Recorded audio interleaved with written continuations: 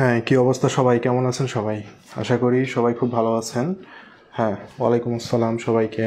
আলহামদুলিল্লাহ ভালো আছি। আশা করি আপনারাও সবাই খুব ভালো আছেন। সবাই কি ঠিকমতো শুনতে পাচ্ছেন আমাকে? একটু কমেন্ট করে জানাবেন যে ঠিকমতো শোনা যাচ্ছে কিনা। ওকে ভাইয়া? ওকে। হ্যাঁ, ওয়ালাইকুম আসসালাম। জি, আলহামদুলিল্লাহ ভালো আছি। আশা করি আপনারাও সবাই খুব ভালো আছেন।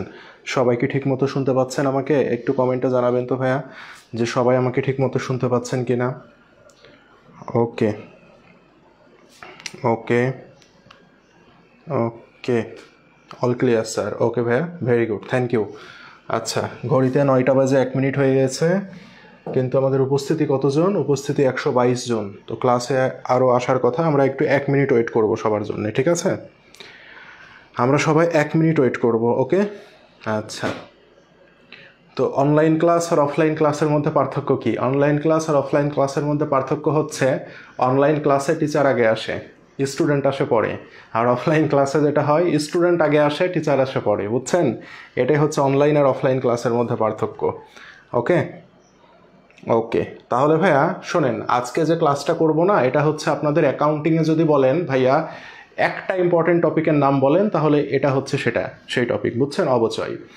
অবচয় থেকে এই বছর রাবিতে প্রশ্ন এসেছে 4টা, গুচ্ছতে প্রশ্ন এসেছে 3টা, ঢাকা ইউনিভার্সিটিতে প্রশ্ন এসেছে 3টা। তাহলে চিন্তা করেন, ঢাকাতে প্রশ্ন আসে অ্যাকাউন্টিং 20 মার্কের। এই 20 মার্কের প্রশ্নের মধ্যে অবচয় থেকে 3টা প্রশ্ন আসছে।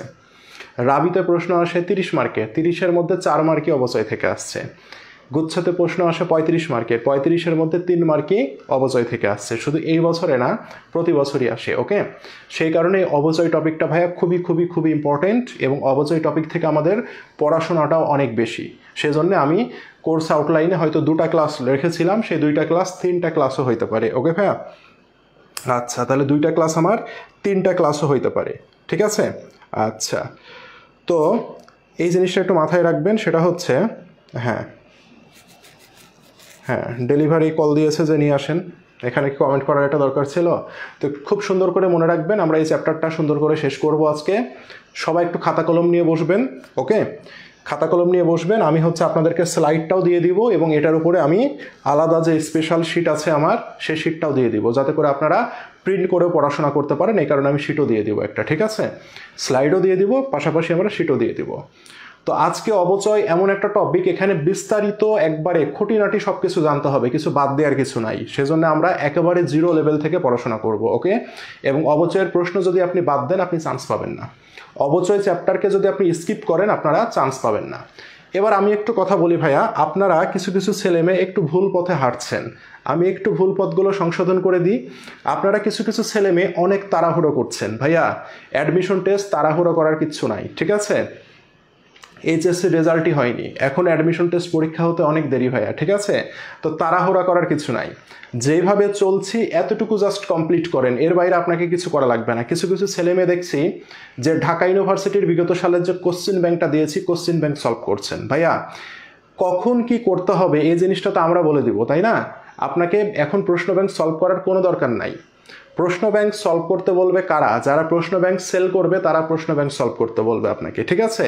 কিন্তু ভাই বিশ্বাস করেন, একটা প্রশ্ন ব্যাংকটা হচ্ছে পুরা সিলেবাসের উপরে যে প্রশ্নগুলো হয়, সেগুলো প্রশ্ন ব্যাংকে দেওয়া আছে। তো আপনার কি পুরা সিলেবাস শেষ হয়েছে যে আপনি প্রশ্ন ব্যাংক সলভ করছেন? বলেন তো, এটার কোনো মানে হয় না। এটা আপনার টাইমকে কিল করছে। প্রশ্ন ব্যাংক ভাইয়া কখন সলভ করতে হবে, কি করতে হবে, সব কিছু বলে দেব। কিছু কিছু ছেলে মেয়ে দেখলাম আপনারা ঢাবির যে ওএমআর দিয়েছি, ওই ঢাবির ওএমআরে মডেল টেস্ট দিচ্ছেন। আরে ভাই, মডেল টেস্ট আপনি এখন কেন দিবেন? আপনার পুরো সিলেবাস শেষ হোক, রিভিশন হবে, তারপরে মডেল টেস্ট দিবেন। সেটাও আমরা বলে দেব। প্রতিটা জিনিস যে আমরা দিয়েছি, কখন কোনটা ইউজ করতে হবে ভাইয়া, সব কিছু বলে দিব। এত তাড়াহুড়া করার কিছু নাই। অ্যাডমিশন টেস্ট কোনো তাড়াহুড়া করার বিষয় না ভাইয়া, ঠিক আছে? ধৈর্যশীল হইতে হবে। এত তাড়াহুড়া করে আপনি জীবনেও চান্স পাবেন না ভাইয়া।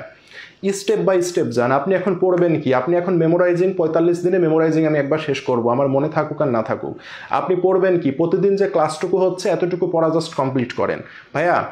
যে ছেলেমেয়েগুলো চান্স পেয়েছিল এর আগের ব্যাচে, তারা কখনো কোথায় কি হচ্ছে তারা কিছু করেনি। তারা অন্ধের মতো বিশ্বাস করেছে আমাদের ক্লাসগুলো। সেই ক্লাস তার ভালো লাগুক আর না লাগুক। আপনাদের তো একটা ক্লাস করে ভাইয়া ক্লাস ভালো লাগে না, এই হয় না, এত অবজেকশন ভাইয়া। এত অবজেকশনের কিছু নাই। এর আগে ক্লাস নিতাম কি করে জানেন? চেহারাও দেখা যাইতো না 2 বছর 3 বছরই, গত বছর তো পরে ডিজিটাল বোর্ড আসছে, ওর মধ্যে ক্লাস নিতাম, চেহারাও দেখতে পাইনি, কিন্তু অবজেকশন করেনি। কোনো ছেলে মেয়ে অবজেকশন করে না। তারা কি করে, সবার ক্লাস আপনি সমান বুঝবেন না, কিন্তু অবজেকশনের জায়গা থাকবে না, ঠিক আছে? কারণ আপনি এখানে ভর্তি হয়েছেন, না বুঝলে ওটাতে সময় দেন বেশি, সময় দিয়ে দিয়ে দিয়ে নিজে করতে হবে। আপনাকে কোনো টিচার 100% পড়া করে দিবে না, ঠিক আছে? এই জিনিসগুলো ভাই মাথায় রাখতে হবে, বেশি অধৈর্য হওয়া যাবে না। আপনাদের ভাবসাব এমন রাজার হালে বসে থাকবো হয়ে যাবে। ভাই বিক্রয়ের ওপরে মুশক্কি গতদিন পড়াইছি, ওই জিনিস যদি আমাকে আবার ইনবক্স করেন, এই জিনিসটা কেমন লাগে বলেন তো? যে জিনিস আমি করাইনি সেই জিনিসের প্রশ্ন প্রবলেম সলভিং গ্রুপে দিচ্ছেন কেন ভাইয়া? আপনি ABCD জায়গায় কোচিং করেন, সেই কোচিংয়ের শিট তুলে প্রবলেম সলভিং গ্রুপে দিচ্ছেন কেন ভাইয়া? কমন সেন্স না? আপনি বিজনেস স্কোয়াডের বই নিয়ে আপনার কোচিংয়ের ভাইয়াকে যে বলতে পারবেন ভাই এটা সলভ করে দেন? এটা হয়? এটা কখনো হয় না। ঠিক সেমভাবে মনে রাখবেন, প্রবলেম সলভিং গ্রুপ মিনস এটা বিজনেস স্কোয়াডের প্রবলেম সলভিং গ্রুপ। বিজনেস স্কোয়াডের কোর্স করতে এসে যে প্রবলেমে পড়ছেন সেগুলো আপনি ছবি তুলে দেবেন, আপনাকে সলভ দেওয়া হবে। আপনি প্রবলেম সলভিংয়ে যতটুকু লেকচার করানো হয়েছে তার মধ্যে আপনি ছবি তুলে দিবেন, অতটুকুর প্রবলেম সলভ দেওয়া হবে। কমন সেন্স ভাইয়া এটা, ঠিক আছে? কমন সেন্স হচ্ছে খুব ইউজ করতে হবে খুব ভালোভাবে। এই জিনিসগুলো ভাইয়া মিস্টেক করা যাবে না। আমি কি বোঝাতে পেরেছি ভাইয়া? বলেন, আমার কথা কি ভাইয়া সবাইকে বোঝাতে পেরেছি? তো এই জিনিসগুলো ভাইয়া একটু মাথায় রাখতে হবে। হ্যাঁ, এই জিনিসগুলো একটু মাথায় রাখতে হবে। ওকে, এই জিনিসগুলো যদি একটু মাথায় রাখেন তাহলে আপনাদের জন্যে ভালো হবে, ঠিক আছে? এই জিনিসগুলো নিয়ে কখনো করবেন না। ওকে, এগুলো মাথায় ভাইয়া ধৈর্য ধরেন ভাইয়া। ধৈর্য ধরলে সৃষ্টিকর্তা কখনো নিরাশ করে না। একটাই কথা, ধৈর্য এবং পরিশ্রম করে যান। আশেপাশে কি হচ্ছে ভাইয়া দেখার দরকার নাই। আপনার বন্ধু 10 জায়গায় কোচিং করছে, আপনার বন্ধু এমন এক টিচারের কাছে পড়ছে যার একটা ফু দিলেই চান্স হয়ে যায়। ভাইয়া নেভার, কখনো সেটাতে গা ভাসানো যাবে না। আপনি যেখানে ইনক্লুড হয়ে গেছেন, আপনাকে মনে করতে হবে আমার ভাগ্যটা এখান থেকে তৈরি করতে হবে ভাইয়া। নেগেটিভিটি কখনো চিন্তা নেওয়া যাবে না, ইজিলি হয়ে যাবে। ওকে, টপ করতে পারবেন আপনি যদি নিজের সর্বোচ্চটুকু দেন। আর আপনি যদি হাই হতাশার মধ্যে থাকেন, ভাইয়া অনলাইনে ভর্তি হয়ে গেছে, অফলাইনে ভর্তি হয়ে গেছে, ভাইয়া অফলাইনে তো ভর্তি হইলাম না, ভাইয়া অনলাইনে পড়ে কি চান্স হবে? আরে ভাই, একই তো জিনিস পড়ানো হচ্ছে, তো চান্স কেন হবে না? কেন হবে না? বিগত সালে তো হয়েছে। কয়টা উদাহরণ চান আপনি বলেন? অবশ্যই হবে, ঠিক আছে? তো যাই হোক, অধৈর্য হয়েন না। এত কিছু কথা বলার উদ্দেশ্য ছিল একটাই, অধৈর্য হয়েন না ভাইয়া। আপনাদের জন্য যখন যেটা ভালো করা দরকার সেটা ইনশাল্লাহ করব, ঠিক আছে? কারণ আপনাদের ভালোর জন্য আমরা পড়াই, যেটা সত্য কথা। বিজনেস স্কোয়াডের প্রতিটা টিচার আপনাদের ভালোর জন্য পড়াই। যদি টাকা পয়সার মায়াতে পড়াইতাম এতগুলো বই কখনো দিতাম না, এতগুলো আইটেম কখনো দিতাম না, কারণ এগুলো অনলাইনের জন্য জরুরি। কেউ এতগুলো বই এতগুলো আইটেম দেওয়ার সৎসাহস কেউ কখনো করেনি। স্টাডি প্ল্যানার এবং মেমোরাইজিং, এই দুইটা তো দেওয়ার প্ল্যানই ছিল না। এই দুইটা দিতে যে লাখ টাকার উপরে খরচ পড়ে গেছে জানেন তো। এই যে করলাম, এটা কেন করলাম? নাই তো করতে পারতাম। যদি না করতাম কিছু বলতে পারতেন? কিছুই বলতে পারতাম না। ওই লাখ টাকা আমাদের পকেটে ঢুকতো, লাখ টাকার উপরে খরচ হয়েছে এগুলো করতে যে। তাহলে এই যে হোম ডেলিভারি, বাসায় চলে যাচ্ছে, অনেকে প্রত্যন্ত অঞ্চল বলছিলেন যে ভাইয়া কুরিয়ারে যে যাবো, যাইতে 200-250 টাকা খরচ হয়ে যায়, ভাইয়া বাসায় দিয়ে যাচ্ছে। তো এই হোম ডেলিভারি দিতেও মোটামুটি কুরিয়ার চার্জের চেয়েও 50-60 হাজার টাকা বেশি খরচ হয়ে গেছে। এই টাকাটা না খরচ করলে পারতাম না। এই যে বিষয়গুলো ভাইয়া, তাহলে এত অধৈর্য হয়েন না, বিশ্বাসটা রাখেন, ইনশাল্লাহ আপনাদের জন্য যেটা ভালো সেটাই করব। ওকে ওকে, ঠিক আছে। তো ইনশাল্লাহ ভাই আমরা একটু পড়াশোনা শুরু করি, খুব সুন্দর করে ক্লাস করব আমরা, খুব ভালো করে বোঝার ট্রাই করি। তাহলে আমাদের ক্লাসের টপিক হচ্ছে দৃশ্যমান সম্পদের হিসাব রক্ষণ, যেটাকে আমরা অবচয় বলি, পার্ট 1 এর ক্লাস আজকে। ওকে, তাহলে আমরা একটু পড়াশোনা শুরু করলাম। প্রথমে আমাদের জানতে হবে ভাইয়া, এই চ্যাপ্টার পড়তে গেলে সেটা হচ্ছে স্থায়ী সম্পদ কাকে বলে। হ্যাঁ, স্থায়ী সম্পদ কাকে বলে সেটা আমাদের জানতে হবে। ওকে ভাইয়া, আচ্ছা এবার দেখি ভাইয়া স্থায়ী সম্পদ কাকে বলে। ওকে, স্থায়ী সম্পদ হচ্ছে যে সকল সম্পদ দীর্ঘমেয়াদের জন্য অর্জন করা হয়। তাহলে ভাইয়া যে সম্পদের মেয়াদ কতদিন হবে? যে সম্পদের মেয়াদ হবে দীর্ঘদিন। প্রথম কথা, পয়েন্ট নাম্বার 1, যে সম্পদের মেয়াদ হবে কি? দীর্ঘদিন, এবং মুনাফা অর্জনের জন্য ব্যবহৃত হয়। ঠিক আছে, এখানে এবং না, একটু ভুল গেছে, কমা হবে। এবং সম্পদটা কিসের জন্য ব্যবহার হবে ভাইয়া? মুনাফা অর্জনের জন্য। সম্পদটা যে আমি স্থায়ী সম্পদ কিনবো, কেন কিনবো?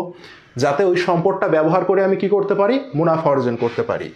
এবং পুনঃবিক্রয়ের জন্য ক্রয় করা হয় না। পুনঃবিক্রয় মানে কি?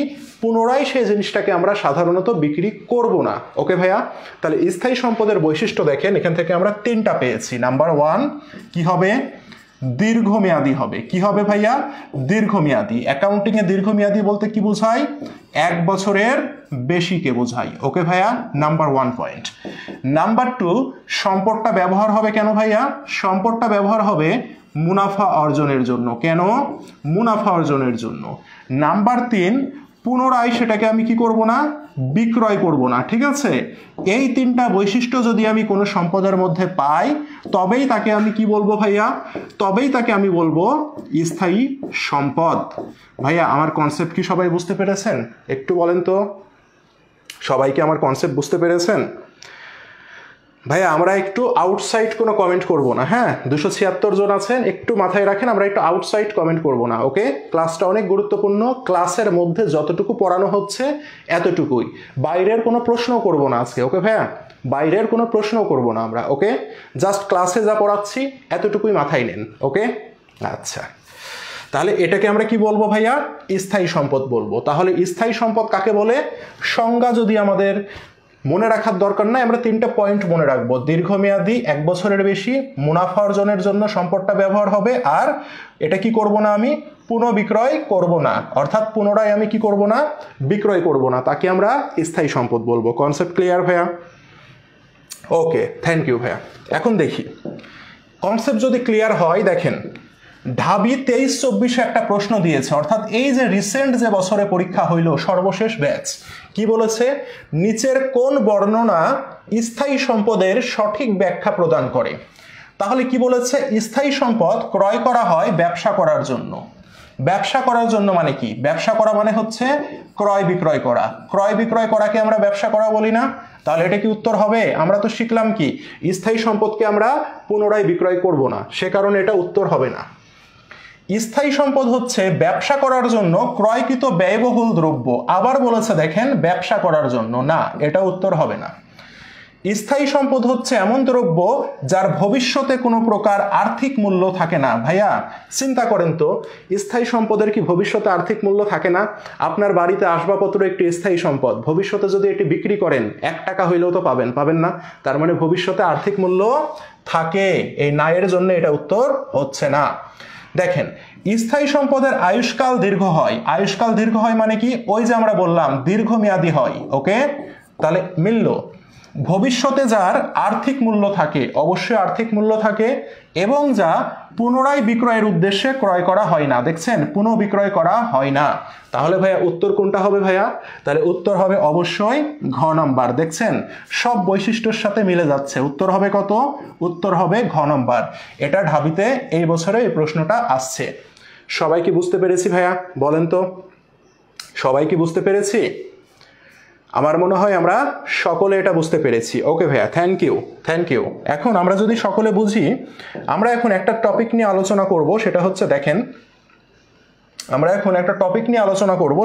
দেখেন একটু, হ্যাঁ, স্থায়ী সম্পদের প্রকারভেদ। আমরা এখন আলোচনা করব স্থায়ী সম্পদের প্রকারভেদ। ওকে ভাইয়া,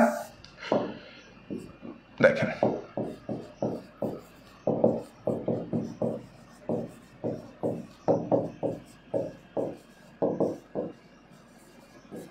স্থায়ী সম্পদের প্রকারভেদ। ভাইয়া স্থায়ী সম্পদ সাধারণত 3 প্রকার। কয় প্রকার বললাম? 3 প্রকার। ওকে, নাম্বার 1 হচ্ছে দৃশ্যমান। কি ভাইয়া? দৃশ্যমান স্থায়ী সম্পদ। কি ভাইয়া? দৃশ্যমান। ওকে, দৃশ্যমান স্থায়ী সম্পদ। নাম্বার 2 অদৃশ্যমান স্থায়ী সম্পদ। ঠিক আছে,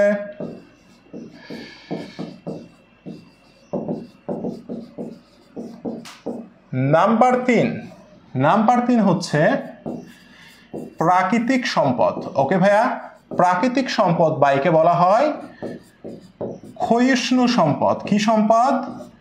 ক্ষয়িষ্ণু সম্পদ। ওকে, আচ্ছা, দৃশ্যমান স্থায়ী সম্পদকে ইংরেজিতে বলা হয় ট্যানজিবল অ্যাসেট। কি অ্যাসেট ভাইয়া?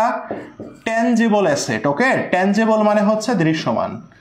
আর অদৃশ্যমান স্থায়ী সম্পদকে কি বলবো আমরা? Intangible asset. কি অ্যাসেট ভাইয়া? Intangible asset. লিখে নিতে হবে এগুলো ভাইয়া, হ্যাঁ। আর প্রাকৃতিক সম্পদকে ইংরেজিতে আমরা কি বলবো? Natural asset. ন্যাচারাল মানে কি বলেন তো? ন্যাচারাল মানে প্রাকৃতিক। সবাই কি আমরা লিখে নিয়েছি ভাইয়া? একটু বলেন তো, সবাই কি আমরা লিখে নিয়েছি ভাইয়া? আচ্ছা, সবাই কি আমরা লিখে নিয়েছি বলেন। ওকে ওকে, সবাই আমরা লিখে নিয়েছি মনে হয়, তাই না ভাইয়া? আচ্ছা, এখন দেখেন ট্যানজেবল অ্যাসেট মানে কি ভাইয়া? ট্যানজেবল অ্যাসেট মানে হচ্ছে যে সম্পদগুলোকে আমরা চোখে দেখতে পাই এবং ছুঁতে পারি, টাচ করতে পারি এবং দেখতে পারি, সেটা হচ্ছে ভাইয়া ট্যানজেবল অ্যাসেট। ভাইয়া যেমন দেখেন আসবাবপত্র, তারপরে আমাদের হইতে পারে অফিস সরঞ্জাম, তারপরে আমার হইতে পারে ভূমি, আমার হইতে পারে দালান কোঠা, আমার হইতে পারে যন্ত্রপাতি। ওকে, এগুলো হচ্ছে ভাইয়া ট্যানজিবল বা দৃশ্যমান স্থায়ী সম্পদ, যাকে আমরা চোখে দেখতে পাই এবং ছুঁতে পারি। ইনট্যানজিবল কোনগুলো ভাইয়া? যেগুলো আমরা চোখে দেখতে পাই না এবং ছুঁতে পারি না, সুনাম, প্যাটেন্ট, ট্রেডমার্ক, ওকে, কপিরাইট, গ্রন্থস্বত্ব।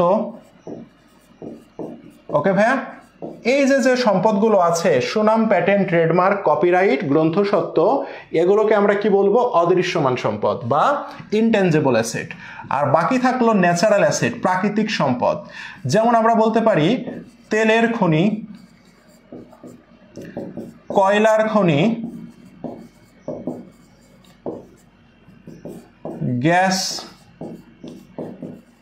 গ্যাসের কূপ বা খনি বলতে পারি।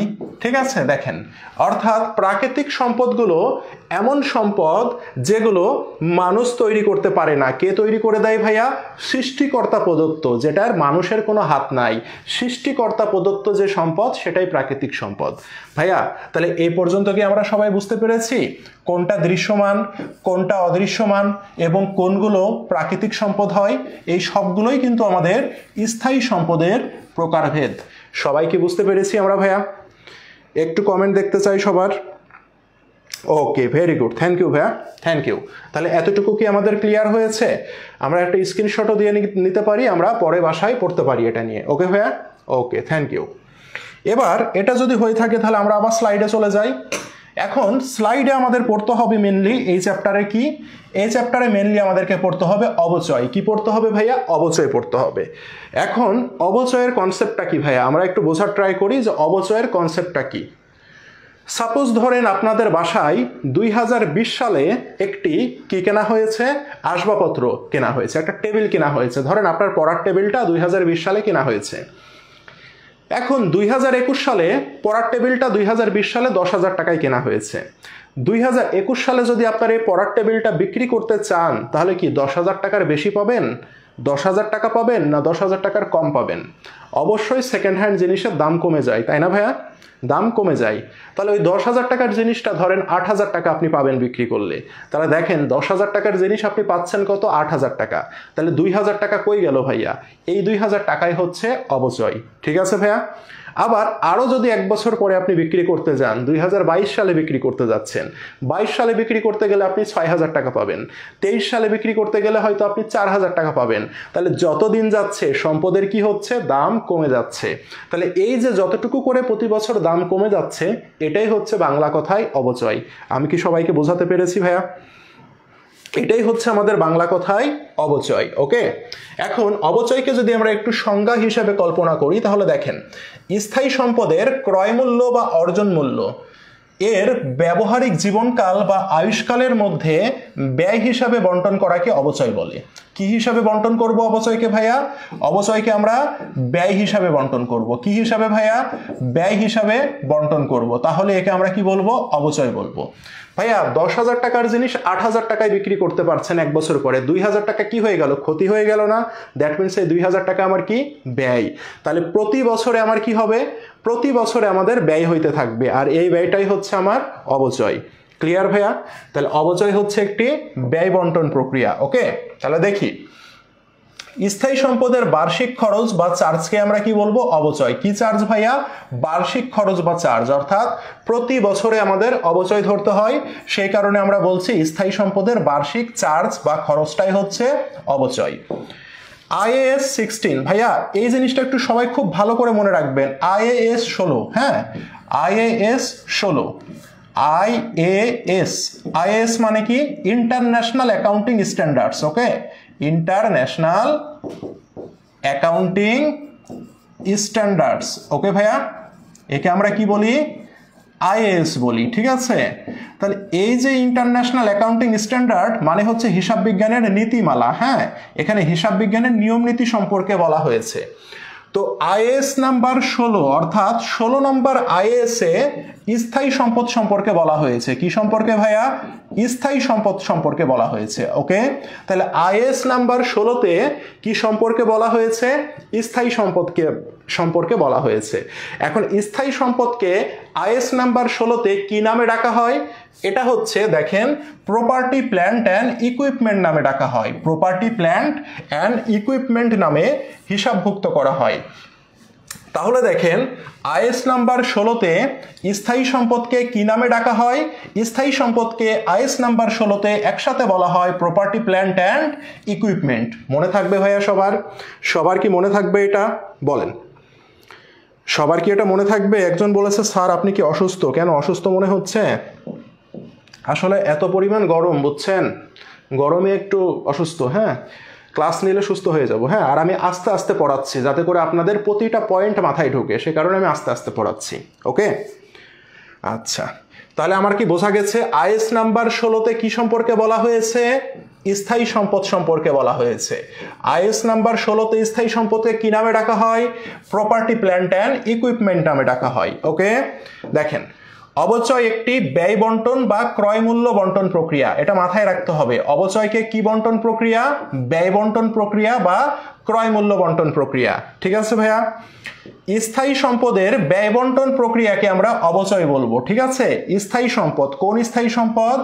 দৃশ্যমান স্থায়ী সম্পদ, ঠিক আছে, যে স্থায়ী সম্পদকে দেখা যায় ওই স্থায়ী সম্পদের যদি আমরা ব্যয় বন্টন করি তাহলে তার নাম হবে অবচয়। আর যদি আমরা অদৃশ্যমান সম্পদের ব্যয় বন্টন করি, অদৃশ্যমান সম্পদ কোনগুলো? সুনাম, প্যাটেন্ট, ট্রেডমার্ক, এগুলো, তখন তার নাম আমরা অবচয় না বলে কি বলবো? তখন তার নাম আমরা অবচয় না বলে বলবো অবলোপন। আর যখন প্রাকৃতিক সম্পদের ব্যয় বন্টন প্রক্রিয়া বলবে, কোন সম্পদ? প্রাকৃতিক সম্পদ, তখন আমরা তাকে কি বলবো? তখন তাকে আমরা বলবো অবক্ষয় বা শূন্যীকরণ। অবক্ষয় বা শূন্যীকরণ, মনে থাকবে ভাইয়া? সবার মনে থাকবে এই পয়েন্টটা? এই পয়েন্টটা কিন্তু ইম্পর্টেন্ট, এই যে ঢাবি রিটেনে আসছিল। অদৃশ্যমান সম্পদের ব্যয় বন্টন প্রক্রিয়াকে কি বলে? তাহলে অদৃশ্যমান সম্পদের ব্যয় বন্টন প্রক্রিয়াকে বলে অবলোপন। আর দৃশ্যমান স্থায়ী সম্পদের ব্যয় বন্টন প্রক্রিয়াকে কি বলে? অবচয়। অবচয়ের ইংরেজি হচ্ছে ডেপ্রিসিয়েশন। কিসিয়েশন? ডেপ্রিসিয়েশন। আর অদৃশ্যমান সম্পদের ব্যয় বন্টন প্রক্রিয়া অবলোপন। অবলোপনের ইংরেজি কি? অ্যামোরটাইজেশন, ওকে, এগুলো সব লেখা আছে।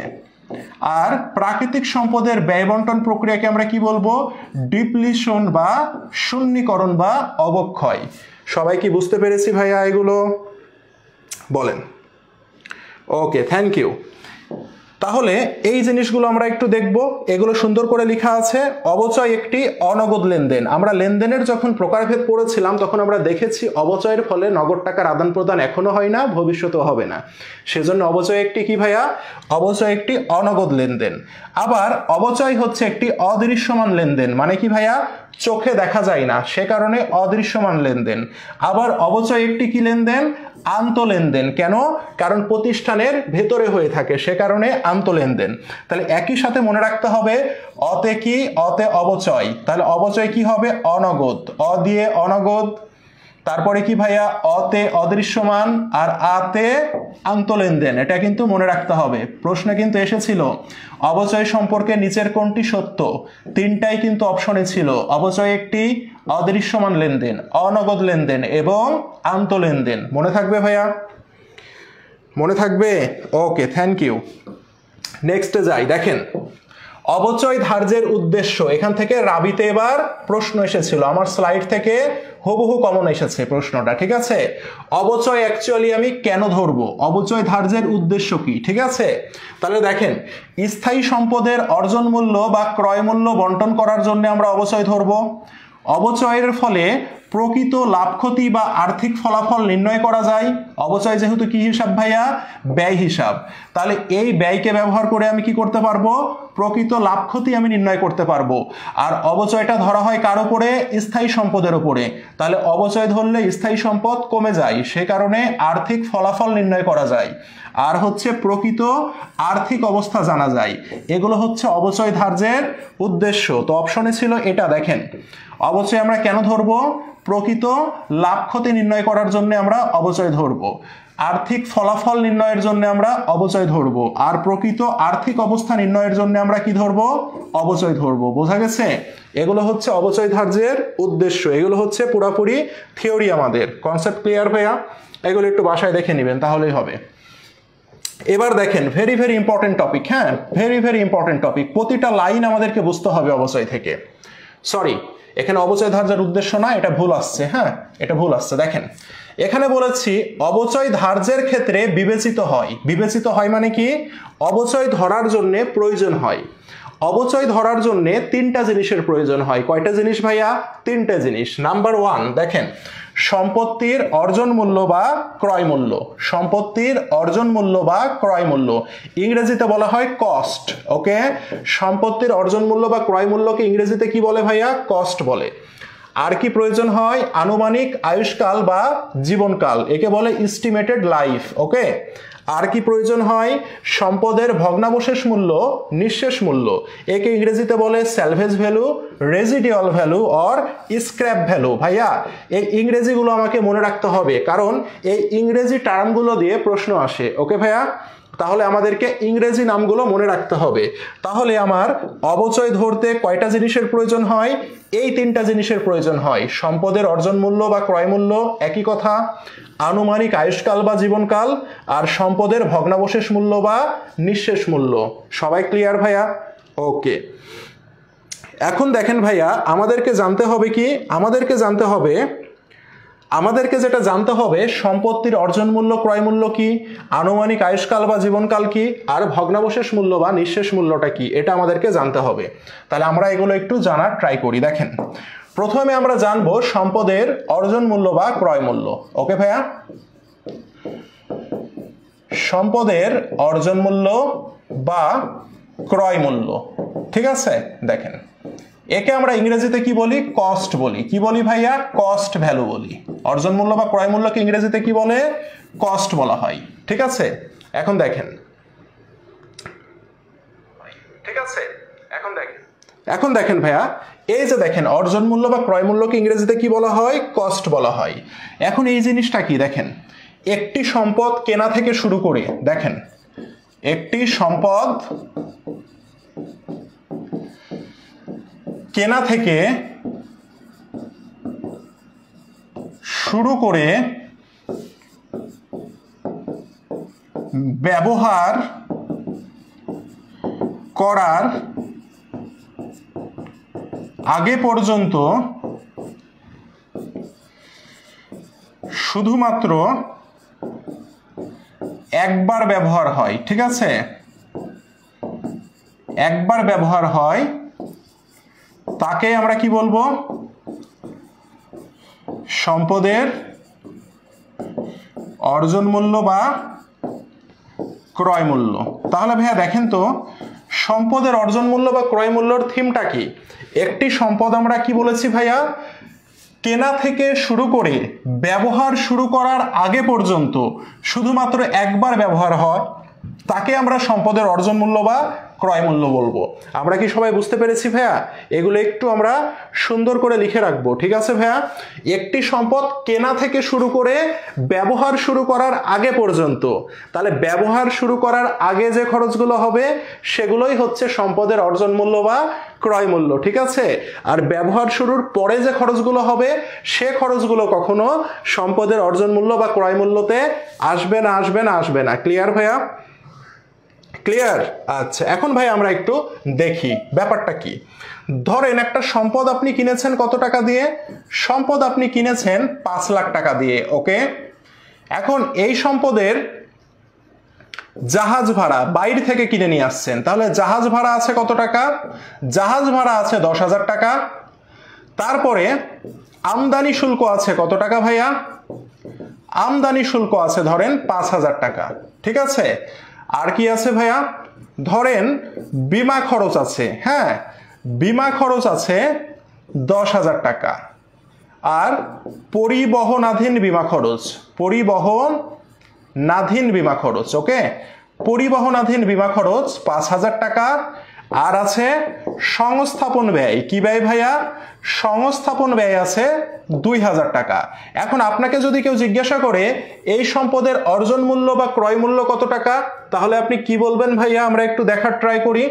তাহলে ভাইয়া বলেন তো সম্পদ ব্যবহারের আগের খরচ কোনগুলো? সম্পদ ক্রয়ের খরচটা তো ডেফিনেটলি আসবে এই 5,000। ভাইয়া জাহাজ ভাড়াটা কি সম্পদ ব্যবহারের আগে হয়েছে না পরে হয়েছে? অবশ্যই আগে হয়েছে, কারণ জাহাজে করে যদি আপনার ব্যবসা প্রতিষ্ঠানে না নিয়ে আসেন তাহলে কি আপনি এটি ব্যবহার করতে পারবেন? পারবেন না। তাহলে এই 10,000 টাকা আমি লিখলাম। আমদানি শুল্ক, ভাইয়া বাইরের দেশ থেকে যে প্রোডাক্টটা নিয়ে আসছেন আপনাকে আমদানি শুল্ক দিতে হবে না, না হলে তো প্রোডাক্টটা নিয়ে আসতে পারবেন না। তাহলে এটাও আমাদের কি আগের খরচ, যোগ করলাম। বীমা খরচ ভাইয়া ভেরি ভেরি ইম্পর্টেন্ট, ভাইয়া মনে রাখবেন বীমা খরচটা প্রতি বছরে দিতে হয়, প্রতি বছরে দিতে হয়, মানে বারবার হয়, ওকে। তাহলে এই বীমা খরচ আসবে না, ঠিক আছে। এই বীমা খরচ সম্পদের ক্রয় মূল্যের মধ্যে আসবে না। কিন্তু যদি বলে পরিবহনাধীন বীমা খরচ, পরিবহনাধীন বীমা খরচ মানে কি ভাইয়া? সম্পদটা যে আপনি পরিবহন করে বাইরের দেশ থেকে নিয়ে আসছেন, নিয়ে আসার সময় অ্যাক্সিডেন্ট হয়ে যাইতে পারে না? তো এই ঝুঁকির হাত থেকে বাঁচার জন্য যদি আমরা পরিবহনের বীমা করে থাকি তাহলে কিন্তু সেটা অর্জন মূল্য বা ক্রয় মূল্যতে আসবে। বুঝতে পেরেছেন? তাহলে যদি বলে সম্পদের বীমা খরচ তাহলে সেটি আসবে না। কোন বীমা খরচ আসবে? যদি বলে সম্পদের পরিবহনাধীন বীমা খরচ তাহলে সেটা আসবে। নোট করে নেন, ওকে ভাইয়া। তাহলে পরিবহনাধীন বীমা খরচ 5,000 টাকা, এটা আসলো, ওকে ভাইয়া। সংস্থাপন ব্যয়, ভাইয়া সংস্থাপন ব্যয় আগের খরচ না পরের খরচ? অবশ্যই আগের খরচ, কারণ একটি সম্পদ যদি আপনি সংস্থাপন না যদি বসান তাহলে সে সম্পদ আপনার ব্যবহারই তো করতে পারবেন না, তাহলে অবশ্যই ব্যবহারের আগের খরচ। কত টাকা? 2,000 টাকা। তাহলে এগুলো যদি আমরা এখন যোগ করি তাহলে আমরা পেয়ে যাব 5 লাখ 10, 15, 20 আর 2 22, 5,22,000 টাকা। এই 5,22,000 টাকাই হচ্ছে সম্পদের অর্জন মূল্য বা ক্রয় মূল্য। সবাই কি বুঝতে পেরেছি ভাইয়া? সবাই কি বুঝতে পেরেছি? হ্যাঁ, গত বছর জিএসটিতে আসছে এই প্রশ্ন, রাইট। তাহলে সবাইকে আমরা বুঝতে পেরেছি। এখানে তাহলে দুইটা জিনিস নিয়ে আমাদের কনফিউশন হয় যে প্রশ্ন করে, একটা হচ্ছে ভাইয়া বীমা খরচ, একটা হচ্ছে বীমা খরচ, আর নাম্বার 2 হচ্ছে মেরামত খরচ, ওকে। নাম্বার 2 হচ্ছে মেরামত খরচ। মনে রাখবেন বীমা খরচ এবং মেরামত খরচ এই দুইটা খরচ সম্পদের অর্জন মূল্য বা ক্রয় মূল্যতে আসবে না। কেন? কারণ বীমা খরচটা প্রতি বছর দিতে হবে, বারবার হচ্ছে, এটা মুনাফা জাতীয় ব্যয়, আসবে না। আর মেরামত কখন হয় বলেন তো? সম্পদ ব্যবহার করার আগে কি কখনো মেরামত হয়? মেরামত তো হবে সম্পদ ব্যবহার করব, সম্পদটা নষ্ট হবে, তারপরে না মেরামত করতে হবে, রাইট। তো সেই কারণে মনে রাখবেন বীমা খরচ এবং মেরামত খরচ সম্পদের অর্জন মূল্য বা ক্রয় মূল্যের মধ্যে আসবে না, আসবে না, আসবে না। কনসেপ্ট ক্লিয়ার ভাইয়া? কনসেপ্ট ক্লিয়ার সবার? ওকে, থ্যাংক ইউ ভাইয়া। আমরা ভেঙে ভেঙে শিখবো, কারণ অবচয় থেকে একটা মার্কও আমরা মিস দিব না, okay. Concept clear, okay, thank you. তাহলে আমরা এটা বুঝতে পেরেছি, আমার মনে হয় আমরা সবাই বুঝতে পেরেছি। তাহলে ভাইয়া আমরা সম্পদের অর্জন মূল্য বা ক্রয় মূল্য কি জিনিস এবং কিভাবে নির্ণয় করব এটা আমরা শিখে নিলাম, ঠিক আছে। এখন আনুমানিক আয়ুষ্কাল বা জীবনকাল কি? দেখেন কথাটা লেখা আছে আনুমানিক। আনুমানিক মানে কি জানেন? এটা অনুমান করা হয়। কি করা হয়? অনুমান করা হয়। আপনারা যখন একটা মোবাইল কিনেন তখন কি চিন্তা করেন যে এই মোবাইল ফোনটা আমি যদি 3 বছর ব্যবহার করতে পারি তাহলে আমি খুশি, অর্থাৎ আমি 3 বছর ব্যবহার করব। কলেজের ফার্স্ট ইয়ারে কিনেছি, আমি অ্যাডমিশন টেস্টের পরে নতুন আরেকটা মোবাইল কিনবো, আইফোন প্রো ম্যাক্স, তাই না? এটা নিয়ে আবার ফান করা শুরু করেন না, এমনি বললাম, হ্যাঁ। আজকে ক্লাসে কোনো ফান করবো না, সিরিয়াসলি পড়াশোনা, ওকে। তাহলে 3 বছর পরে আমি একটা নতুন মোবাইল কিনবো, তার মানে আপনি প্রত্যাশা করছেন আপনি এই সম্পদটা কত বছর ব্যবহার করবেন? 3 বছর ব্যবহার করবেন। দ্যাট মিনস এই 3 বছরকে আমরা কি বলবো? প্রত্যাশিত আয়ুষ্কাল বা অনুমিত আয়ুষ্কাল, ঠিক আছে। তাহলে আয়ুষ্কাল কাকে বলে? একটি সম্পদ ক্রয় করার পরে আমি কত বছর ব্যবহার করব বলে প্রত্যাশা করছি বা অনুমান করছি তাকে আমরা বলবো কি? অনুমিত আয়ুষ্কাল বা প্রত্যাশিত আয়ুষ্কাল। কনসেপ্ট ক্লিয়ার ভাইয়া? Concept clear? তাহলে অনুমিত আয়ুষ্কাল বা সম্পদের জীবনকাল কাকে বলে সেটাও আমরা বুঝতে পেরেছি। এখন আমাদেরকে বুঝতে হবে সম্পদের ভগ্নাবশেষ মূল্য বা নিঃশেষ মূল্য কাকে বলে। ঠিক আছে, এখন সম্পদের ভগ্নাবশেষ মূল্য বা নিঃশেষ মূল্যর ক্ষেত্রে আমি যখন স্টুডেন্টদেরকে জিজ্ঞাসা করি অনেকে এটা বলতে পারে না, আবার অনেকে কি বলে জানেন, সম্পদের আয়ুষ্কাল শেষে একটি সম্পদকে বিক্রি করলে যে মূল্য পাওয়া যাবে তাকে আমরা সম্পদের ভগ্নাবশেষ মূল্য বা নিঃশেষ মূল্য বলি। কিন্তু না, সম্পদের বিক্রি করলে যে মূল্য পাওয়া যায় তাকে বলা হয় বিক্রয় মূল্য। ওকে, তাহলে ভাইয়া আমাদের ভগ্নাবশেষ মূল্য কাকে বলে, ঠিক আছে, সেটা আমাদেরকে জানতে হবে। হ্যাঁ, একটু পার্থক্য আছে, ওই সংজ্ঞাটাও সঠিক কিন্তু একটু পার্থক্য আছে। ওকে, তাহলে আমরা দেখি ভগ্নাবশেষ মূল্য বা নিঃশেষ মূল্য ইংরেজিতে কি বলে ভাইয়া? একে রেজিডুয়াল ভ্যালু বা স্ক্র্যাপ ভ্যালু বা আর কি বলে যেন, আচ্ছা দেখছি। তাহলে ভগ্নাবশেষ মূল্য বা নিঃশেষ মূল্য কাকে বলে আমরা একটু সুন্দর করে লিখি। দেখেন, আয়ুষ্কাল শেষে একটি সম্পদ, এগুলো লিখে নেন, হ্যাঁ প্রশ্ন আসবে, একটি সম্পদ বিক্রয় করলে যত টাকা পাওয়া যাবে বলে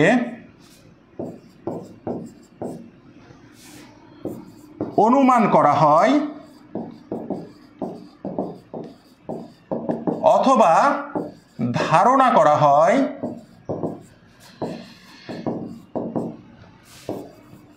তাকেই আমরা কি বলবো?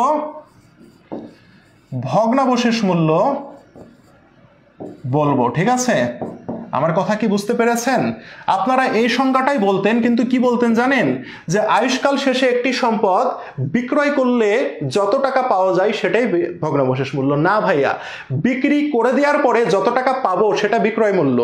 আর ভগ্নাবশেষ মূল্য কি? ভগ্নাবশেষ মূল্য হচ্ছে সম্পদ কেনার, একটা সম্পদ কিনলেন, কেনার পরে আপনি কতদিন ব্যবহার করবেন? ধরেন এই সম্পদটা আমি 4 বছর ব্যবহার করবো, এই মোবাইলটা। এখন 4 বছর পরে বিক্রি করলে আমি কত টাকা পেতে পারি বলে আইডিয়া করছি, ধারণা করছি বা অনুমান করছি। 4 বছর পরে বিক্রি করলে তো না হলেও তো এই ফোনটা 1000 টাকা পাবো ভাইয়া।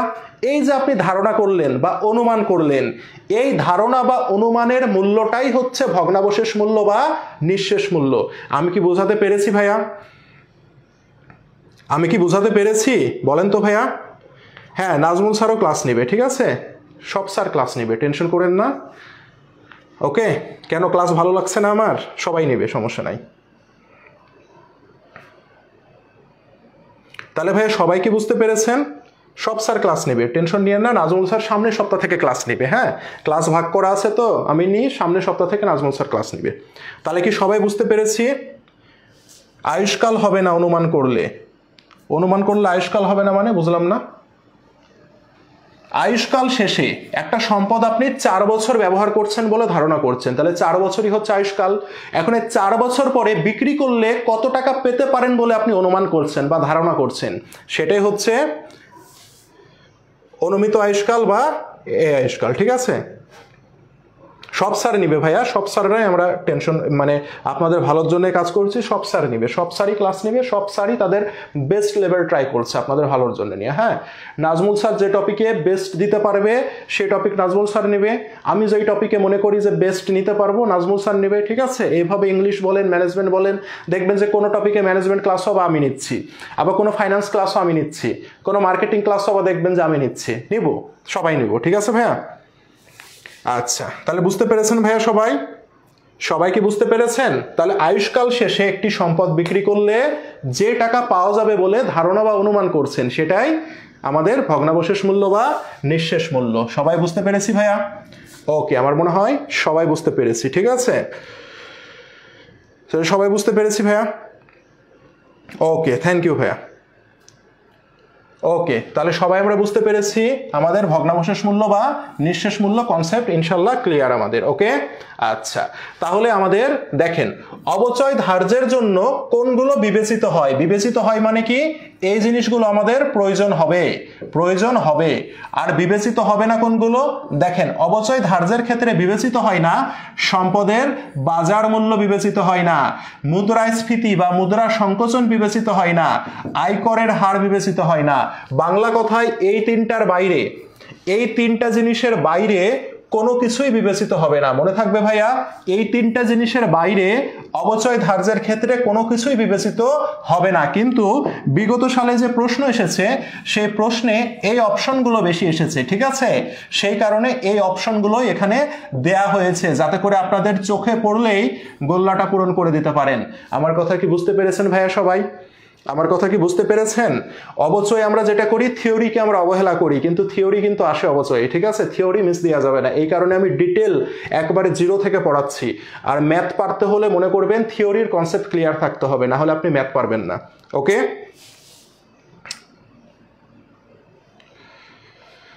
ওকে ভাইয়া, ওকে, থ্যাংক ইউ।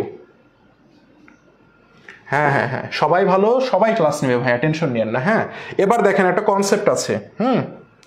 এবার একটা কনসেপ্ট আছে। সে কনসেপ্টটা কি ভাইয়া? দেখেন, সে কনসেপ্টটা হচ্ছে ভূমি। হ্যাঁ ভাইয়া, ভূমি কি জিনিস? ভূমি হচ্ছে স্থায়ী সম্পদ। ওকে, যার উপরে আমরা দাঁড়িয়ে আছি, ভূমি বা জমি, সেটা কি সম্পদ? স্থায়ী সম্পদ। কি স্থায়ী সম্পদ? দৃশ্যমান স্থায়ী সম্পদ, রাইট? কিন্তু এটা হচ্ছে এক্সেপশনাল একটা জিনিস। ভূমি হচ্ছে একটা এক্সেপশনাল জিনিস, যার উপরে কোনো অবচয় ধরা যায় না। কেন যায় না ভাইয়া? দেখেন, ভূমি স্থায়ী সম্পদ হলেও ভূমির ওপরে কোনো অবচয় ধরা যায় না। তাহলে যদি প্রশ্ন করে নিচের কোনটির ওপর অবচয় ধরা যায় না, উত্তর হবে ভূমির ওপরে অবচয় ধরা যায় না। ভূমি বা জমি বলতে পারে, ইংরেজিতে বলবে ল্যান্ড। বোঝা গেছে ভাইয়া? অবচয় ধরা যায় না। ওকে ভাইয়া, ওকে ভাইয়া, আমরা একটু অন্য কথা না বলি, একটু ক্লাসে মনোযোগ দিই। প্রথমে যেভাবে ক্লাস করছিলাম ওইভাবে করি। তাহলে দেখেন, ভূমি স্থায়ী সম্পদ হইলেও ভূমির ওপরে অবচয় ধরা যায় না। কেন? কারণ এর আনুমানিক জীবনকাল বা আয়ুষ্কাল নেই। ভাইয়া, একটি আসবাবপত্র আপনি মনে করতে পারেন 10 বছর ব্যবহার করব, কিন্তু ভূমির কি কোনো আয়ুষ্কাল আছে? ভূমি কি নষ্ট হয়ে যায়? ভূমির দাম কি কখনো কমে যায়? ভূমির দাম বরঞ্চ আরো বাড়তে থাকে, তাই না ভাইয়া? জমির দাম যত দিন যায় বাড়তে থাকে। কিন্তু আপনার বাড়িতে যে আসবাবপত্রটা আছে, যে মোবাইলটা আছে, এটার দাম কি যতদিন যাবে বাড়তে থাকবে? যতদিন যাবে কমতে থাকবে, তাই না ভাইয়া? তো এইগুলো কারণে আমরা ভূমির ওপরে অবচয় ধরতে পারবো না। কিন্তু একটা জিনিস মনে রাখতে হবে, দেখেন, তবে ভূমির কাঠামোগত সংযোজনের জন্য যে ব্যয় করা হয় তাকে ভূমির উন্নয়ন ব্যয় বলে।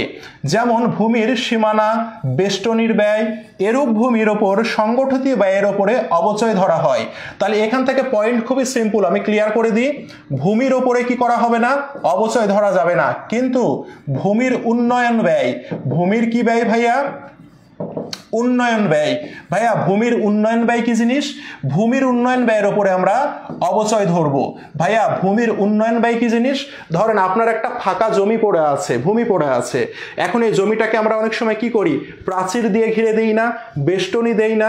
আবার ভূমিতে অনেক সময় কি করি? ভূমির নিচে আমরা একটু টাইলস করলাম, যাতে জিনিসটা দেখতে সুন্দর লাগে, তাই না? তো এই যে ভূমিকে যদি আমরা একটু সংযোজন করি, সাজসজ্জা করি, একটু যদি সাজাই, তাহলে এগুলোকে আমরা বলবো ভূমির উন্নয়ন ব্যয়। এই ভূমি উন্নয়ন ব্যয়ের উপরে আমরা কি করব? অবচয় ধরব। কিন্তু ভূমির ওপরে অবচয় ধরা যাবে না, যাবে না, যাবে না, যাবে না, যাবে না। কনসেপ্ট কি ক্লিয়ার ভাইয়া? কনসেপ্ট কি ক্লিয়ার? বলেন। হ্যাঁ, কিয়ামত পর্যন্ত ব্যবহার হবে। তাহলে কি আমরা বুঝতে পেরেছি ভাইয়া? ওকে, থ্যাংক ইউ। এই যে রুমি ইসলাম এক্স্যাক্টলি কথা বলেছে। ওকে, এবার আসেন ভাইয়া, very very important topic, VVI. Okay, আচ্ছা, তার আগে আমরা একটু বলে নিই, আপনারা এইচএসসিতে কয়টা নিয়ম পড়েছেন অবচয়ের? এইচএসসিতে আমরা অবচয়ের 2টা নিয়ম শিখেছি, তাই না? এইচএসসিতে অবচয়ের আমরা 2টা পদ্ধতি শিখেছি। এখন আমাদেরকে শিখতে হবে 4টা পদ্ধতি। কয়টা? 4টা পদ্ধতিতে অবচয় ধরা শিখতে হবে। নাম্বার 1, সরল রৈখিক পদ্ধতি। কি পদ্ধতি ভাইয়া? সরল রৈখিক পদ্ধতি। এই সরল রৈখিক পদ্ধতির আরেকটা নাম কি ভাইয়া? স্থির কিস্তি পদ্ধতি। কি কিস্তি? স্থির কিস্তি পদ্ধতি, রাইট? ওকে। নাম্বার 2 কি? নাম্বার 2 হচ্ছে ক্রমহ্রাসমান পদ্ধতি। ক্রমহ্রাসমান পদ্ধতি। আর আধুনিক হিসাব বিজ্ঞানে ক্রমহ্রাসমানকে কি বলে? দ্বিগুণ ক্রমহ্রাসমান জের পদ্ধতি বা দ্বৈত ক্রমহ্রাসমান জের পদ্ধতি। ঠিক আছে, দ্বিগুণ ক্রমহ্রাসমান পদ্ধতি বা দ্বৈত ক্রমহ্রাসমান পদ্ধতি। ওকে, একই কথা। নাম্বার 3 হচ্ছে বর্ষ সংখ্যার সমষ্টি পদ্ধতি। বর্ষ সংখ্যার সমষ্টি পদ্ধতি। ওকে, নাম্বার 4 হচ্ছে উৎপাদন একক পদ্ধতি। কি পদ্ধতি ভাইয়া? উৎপাদন একক পদ্ধতি। বুঝতে পেরেছেন? এই 4টা পদ্ধতি আমরা অবচয় ধরা শিখতে হবে। কনসেপ্ট ক্লিয়ার ভাইয়া? বলেন। ওকে ওকে, সবাই বুঝতে পেরেছি? হ্যাঁ, ভূমি তো প্রাকৃতিক সম্পদ। ভূমি প্রাকৃতিক সম্পদ তো কি হয়েছে? স্থায়ী সম্পদ না? প্রাকৃতিক সম্পদ স্থায়ীর মধ্যে পড়ে না? বলেন। ওকে, আচ্ছা, তাহলে আমরা এখন ভালো করে দেখি। দেখেন, অবচয় ধার্যের ক্ষেত্রে প্রথম বছরে অবচয়ের পরিমাণ কম দেখাবে সরলরৈখিক পদ্ধতিতে। এই লাইনটা ভাই আমরা একটু মনে রাখতে পারবো? অবচয় ধরার ক্ষেত্রে প্রথম বছর কোন বছর? প্রথম বছর অবচয় যখন আমি ধরবো তখন প্রথম বছর সবচেয়ে কম অবচয় দেখাবে কোন পদ্ধতিতে? সবচেয়ে কম অবচয় দেখাবে সরলরৈখিক পদ্ধতিতে। ঘটনাটা কেমন? ধরেন আসবাবপত্রের অবচয় ধরবেন আপনি, ঠিক আছে? এখন আসবাবপত্রের যে আপনি অবচয় ধরবেন, এখন কোন বছর? প্রথম বছর। 2020 সালে আপনি আসবাবপত্র কিনেছেন, 2020 সালে আপনি অবচয় ধরবেন। এখন অবচয় যদি ধরেন, তাহলে ধরেন সরলরৈখিক পদ্ধতিতে অবচয় ধরছেন, ক্রমহ্রাসমানে ধরছেন, বর্ষ সংখ্যায় ধরছেন এবং উৎপাদন এককে ধরছেন, ঠিক আছে? 4টা পদ্ধতিতেই যদি আপনি অবচয় ধরবেন তাহলে সবচেয়ে কম অবচয় দেখাবে সরলরৈখিক পদ্ধতিতে। অর্থাৎ ঘটনাটা হবে এমন: সরলরৈখিক অবচয় হবে 1000, ক্রমহ্রাসমানে হবে 2000, বর্ষ সংখ্যাতে সাপোজ ধরেন হইল 1500, উৎপাদন এককে হইল সাপোজ ধরেন 1200। তাহলে দেখেন কোন পদ্ধতিতে সবচেয়ে কম অবচয় দেখাইছে ভাইয়া? সরলরৈখিক পদ্ধতিতে। আমার কনসেপ্টটা কি বুঝছেন ভাইয়া? ভাইয়া কেমনে দেখাই? ভাইয়া কেমনে দেখাই? এই ভাই, এই যে মারামারি এগুলো করেন না, হ্যাঁ? একজন বলছে এটা নিয়ে আবার ঝামেলা কেন করছেন? ভাই আমি প্রথমেই বলেছি এগুলো করেন না, ওকে? এগুলো করেন না।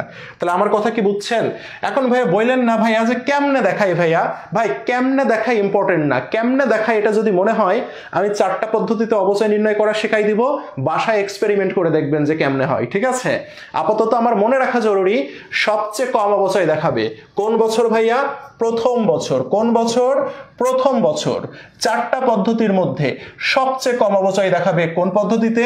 সরলরৈখিক পদ্ধতিতে। সবার মনে থাকবে ভাইয়া? সবার মনে থাকবে? বুঝিনি ভাইয়া। ভাই আপনি যদি একটা সম্পদ, যে কোনো একটা সম্পদের যদি আপনি অবচয় ধরেন কোন বছর? প্রথম বছর। তো অবচয় আমরা ধরতে পারি 4টি পদ্ধতিতে। কয়টি পদ্ধতিতে? 4টি পদ্ধতিতে। তো এই 4টি পদ্ধতিতে যদি আপনি কোনো সম্পদের অবচয় ধরেন, ওকে, কোন বছর? প্রথম বছর, তাহলে অবচয়ের পরিমাণটা সবচেয়ে কম হবে। কি হবে? সবচেয়ে কম হবে কোন পদ্ধতিতে? সরলরৈখিক পদ্ধতিতে। এবার বুঝতে পেরেছেন? এবার কি আমার কথাটা বুঝতে পেরেছেন? বলেন। অনামিকাশীল এবার বুঝতে পেরেছেন? বলেন বলেন। অনামিকাশীল বুঝতে পেরেছেন? আগের ইয়ারে ক্লাস করেছেন, আগের ইয়ারের চেয়ে আকাশ পাতাল পার্থক্য। আমার প্রতিটা ক্লাসই আগের ইয়ারে যা করাইছি তার চেয়ে আকাশ পাতাল পার্থক্য। আগের ইয়ারের সব ক্লাসই তো দিয়ে রেখেছি ইউটিউবে, তাই না? কেউ সাহস করেছে দিয়ে রাখতে? এবং আগের ইয়ারে আমি একটা তথ্য দিই, আগের ইয়ারের ইউটিউব এবং ফেসবুক মিলে আমার অবচয়ের ক্লাসটা 40,000 প্লাস ভিউ হয়েছে। বুঝছেন? এটাই আর কি। হ্যাঁ ঠিক আছে, কেউ যদি না পারে এটা নিয়ে ঝামেলা করার দরকার নাই, ঠিক আছে ভাইয়া? আচ্ছা, না এইচএসসিতে স্কিপ করলেও সমস্যা নাই, এই কারণে আমি ভেঙে ভেঙে বোঝাচ্ছি। ওকে ভাইয়া? এখন দেখেন ভাইয়া, অবচয় কি দেখাবে বলেছে? কম দেখাবে। ওকে, তাহলে প্রথম বছর অবচয় কম দেখাবে কোন পদ্ধতিতে? সরলরৈখিক পদ্ধতিতে। এখন প্রথম বছর যদি অবচয় কম হয়, অবচয় কি হয় ভাইয়া? কম হয়, তাহলে এর ফলাফল কি হবে বলেন তো? অবচয় কি হিসাব? ব্যয় হিসাব। তাহলে প্রথম বছর অবচয় কম হলে কি হবে? ব্যয়ও কম দেখানো হবে না? বলেন তো ভাইয়া, আমি কি সঠিক বললাম? এটা কি বুঝতে পেরেছেন?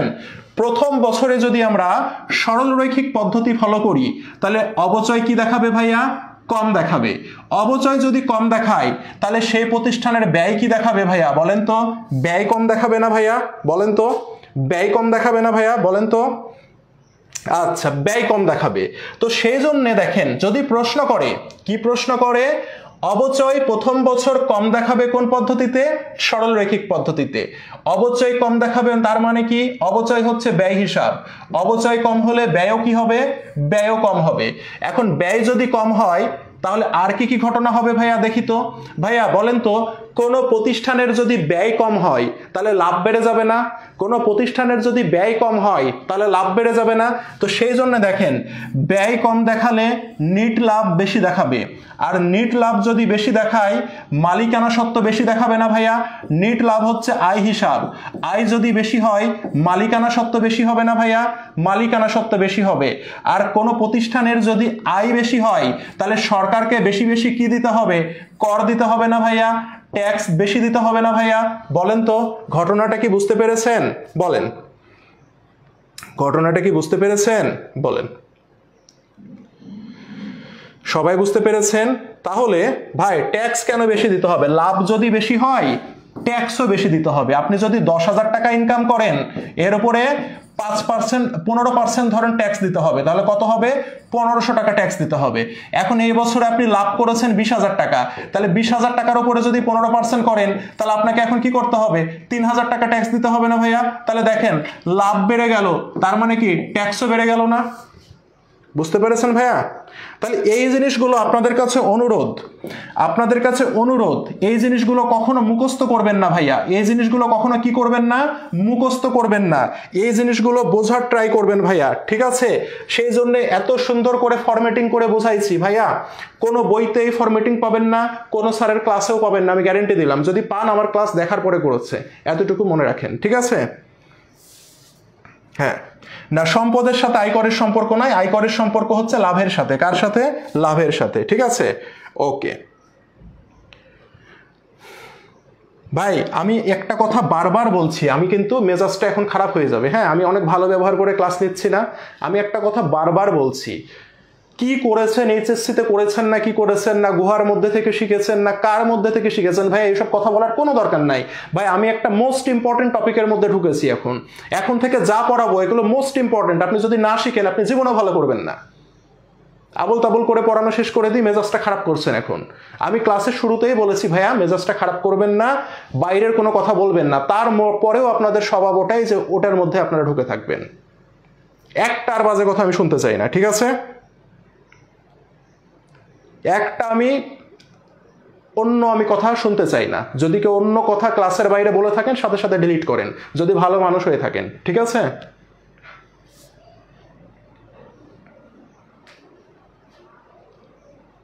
ওকে, তাহলে দেখি, এই কথা বলার পরেও যদি কেউ এক্সট্রা বাইরের কথা বলেন তার মানে তারা আপনারা ভালো মানুষ না, ঠিক আছে? মেজাজ খারাপ করে। ক্লাসে পড়াচ্ছি, এই শিখেছিলাম, এই ছেড়ে আসছি, ভাই ওগুলো শোনার আপনার টাইম আছে? আপনি ছেড়েছেন না আপনি পড়েছেন, ওটা দিয়ে লাভ আছে আমার? আর আপনারা একটা জিনিস পান, সেটা হচ্ছে কেউ কমেন্ট করলে সেটা রিপ্লাই দিতে হবে। ভাই রিপ্লাই দেওয়ার দরকার আছে আপনার? আপনি ক্লাস করেন। তাহলে দেখি, মেজাজটা করলেন খারাপ, মেজাজটা আবার খারাপ করলেন। আচ্ছা,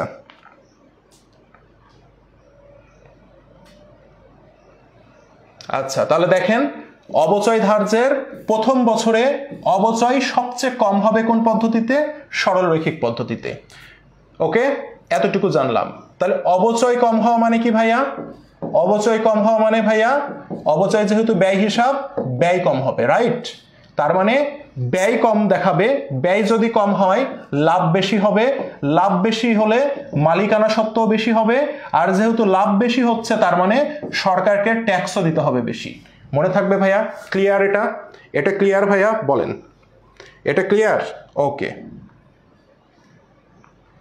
সাইদুর রহমান, আপনাকে উপদেশ দিতে বলেছি ভাইয়া, বলেন তো, আপনি কমেন্ট না পড়ে ক্লাস করান। আপনার কি আমি উপদেশ পালন করতে আসছি যে আমি কমেন্ট পড়বো না করবো না, আমি কখন ক্লাস নিব? আপনার কাছ থেকে কি আমি উপদেশ নিতে আসছি কমেন্ট পড়তে হবে না কি করতে হবে? বলেন সাইদুর রহমান, আপনার কাছ থেকে কি আমি উপদেশ নিতে আসছি ভাইয়া? বলেন তো সাইদুর রহমান, একটু বলেন তো ভাই, আপনার কাছ থেকে কি আমি উপদেশ নিতে আসছি? আপনি উপদেশ করছেন স্যার কমেন্ট না পড়ে ক্লাস করান, মানে এটা কি একটা বেয়াদবি হইল না? স্যার কমেন্ট না পড়ে ক্লাস করান, এটা কথা বলার ধরন?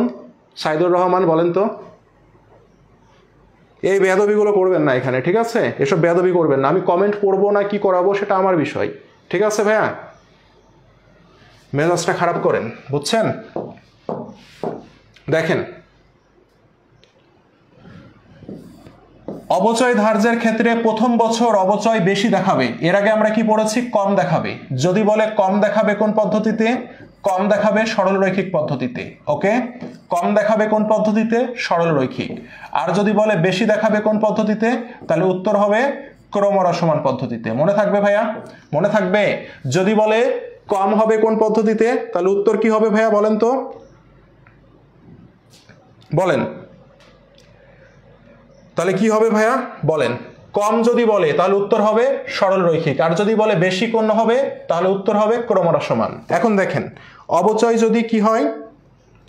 অবচয় যদি আমাদের বেশি হয়, কি হয়? অবচয় বেশি হয়। তাহলে অবচয় বেশি হলে কি হবে ভাইয়া? অবচয় যেহেতু ব্যয় হিসাব, ব্যয়ও কি হবে? ব্যয়ও বেশি হবে। এখন ব্যয় যদি বেশি হয় তাহলে নিট লাভ কি হবে বলেন তো? ব্যয় বেশি হলে লাভ কমে যাবে, আর লাভ যদি কমে যায় মালিকানা সত্ত্ব কমে যাবে। আর যেহেতু লাভ কম হয়েছে, সরকারকে ট্যাক্সও দিতে হবে কি? কম। কনসেপ্টটা কি বুঝতে পেরেছেন ভাইয়া সবাই? বলেন, এই কনসেপ্টটা কি সবাই বুঝতে পেরেছেন ভাইয়া? বলেন, এই কনসেপ্টটা কি সবাই বুঝতে পেরেছেন ভাইয়া? বলেন। কমন সেন্স যার নাই সে কোনোদিন চান্স পাবে না, ঠিক আছে?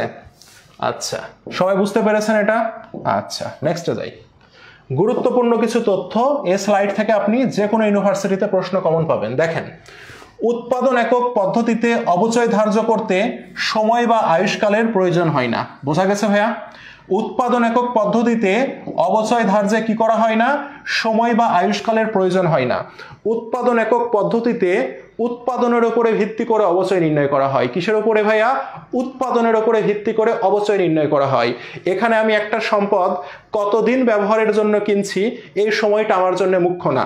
তাহলে যদি প্রশ্ন করে সময় বা আয়ুষ্কাল কোন পদ্ধতিতে ব্যবহার হয় না ভাইয়া, তাহলে উত্তর কি হবে ভাইয়া? উৎপাদন একক পদ্ধতিতে। মনে থাকবে, এই বছরও সম্ভবত গুচ্ছে এই প্রশ্নটা আসছে। হ্যাঁ, ঢাবিতে অনেকবার আসছে, এবছর গুচ্ছতে দিয়েছে। ক্রমহ্রাসমান জের পদ্ধতিতে অবচয়ের হার ছাড়া অবচয় নির্ণয় করা সম্ভব নয়। তাহলে ভাইয়া দেখেন, ক্রমহ্রাসমান জের পদ্ধতিতে অবচয় নির্ণয় করার জন্য অবচয়ের হার থাকা কি বাধ্যতামূলক? মনে থাকবে ভাইয়া, ক্রমহ্রাসমান জের পদ্ধতিতে অবচয় নির্ণয় করার জন্য কি থাকতে হবে ভাইয়া? অবচয়ের হার থাকতে হবে, পার্সেন্টেজ থাকতে হবে। এই পার্সেন্টেজ থাকা হচ্ছে বাধ্যতামূলক। যদি পার্সেন্টেজ না থাকে তাহলে আমি অবচয় ধরতে পারবো না।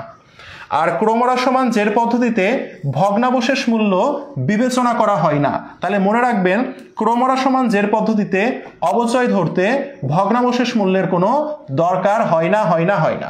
মনে থাকবে ভাইয়া? তাহলে সবার কি মনে থাকবে বলেন? সবার কি মনে থাকবে ভাইয়া এটা? বলেন। তাহলে এই প্রশ্ন, এই কয়টা পয়েন্ট আমাকে মনে রাখতে হবে। সময় দরকার হয় না উৎপাদনে। কেন? কারণ উৎপাদন এককে উৎপাদনের উপরে ভিত্তি করে অবচয় নির্ণয় করা হয়, সেজন্য সময়ের কোনো দরকার নাই। ক্রমহ্রাসমানে অবচয় ধরতে অবচয়ের হার লাগবে, না হলে অবচয় ধরতে পারবো না। আর ক্রমহ্রাসমান পদ্ধতিতে ভগ্নাবশেষ মূল্যের কোনো দরকার নাই, ভগ্নাবশেষ মূল্য কাজে আসবে না। আশা করি কনসেপ্ট ক্লিয়ার সবার। দেখেন, অবচয়যোগ্য মূল্যের উপরে অবচয় ধরতে হয় তিনটা পদ্ধতিতে: সরলরৈখিক পদ্ধতি, বর্ষ সংখ্যা সমষ্টি পদ্ধতি, উৎপাদন একক পদ্ধতি। এখন ভাইয়া, অবচয়যোগ্য মূল্য কাকে বলে? সম্পদের অর্জন মূল্য বা ক্রয় মূল্য থেকে যদি ভগ্নাবশেষ মূল্যকে মাইনাস করে দেয়া হয় তাহলে আমরা তাকে বলবো অবচয়যোগ্য মূল্য। তাহলে অবচয়যোগ্য মূল্যের উপরে অবচয় ধরা হয় কোন কোন পদ্ধতিতে? সরলরৈখিক পদ্ধতিতে, বর্ষ সংখ্যার সমষ্টি পদ্ধতিতে, আর উৎপাদন একক পদ্ধতিতে। ঠিক আছে? আর ক্রমহ্রাসমান জের পদ্ধতিতে অবচয় ধরতে হয় কোন মূল্যের উপরে ভাইয়া? বই মূল্য বা পুস্তক মূল্যের উপরে। ঠিক আছে? তাহলে ভাইয়া, বই মূল্য বা পুস্তক মূল্যের উপরে কোন পদ্ধতিতে অবচয় ধরবো? উত্তর হবে ক্রমহ্রাসমান পদ্ধতিতে। আর অবচয়যোগ্য মূল্যের উপরে কোন পদ্ধতিতে অবচয় ধরবো? এই তিনটা পদ্ধতিতে। মনে থাকবে? বলেন, এগুলো একটু সুন্দর করে দেখবেন।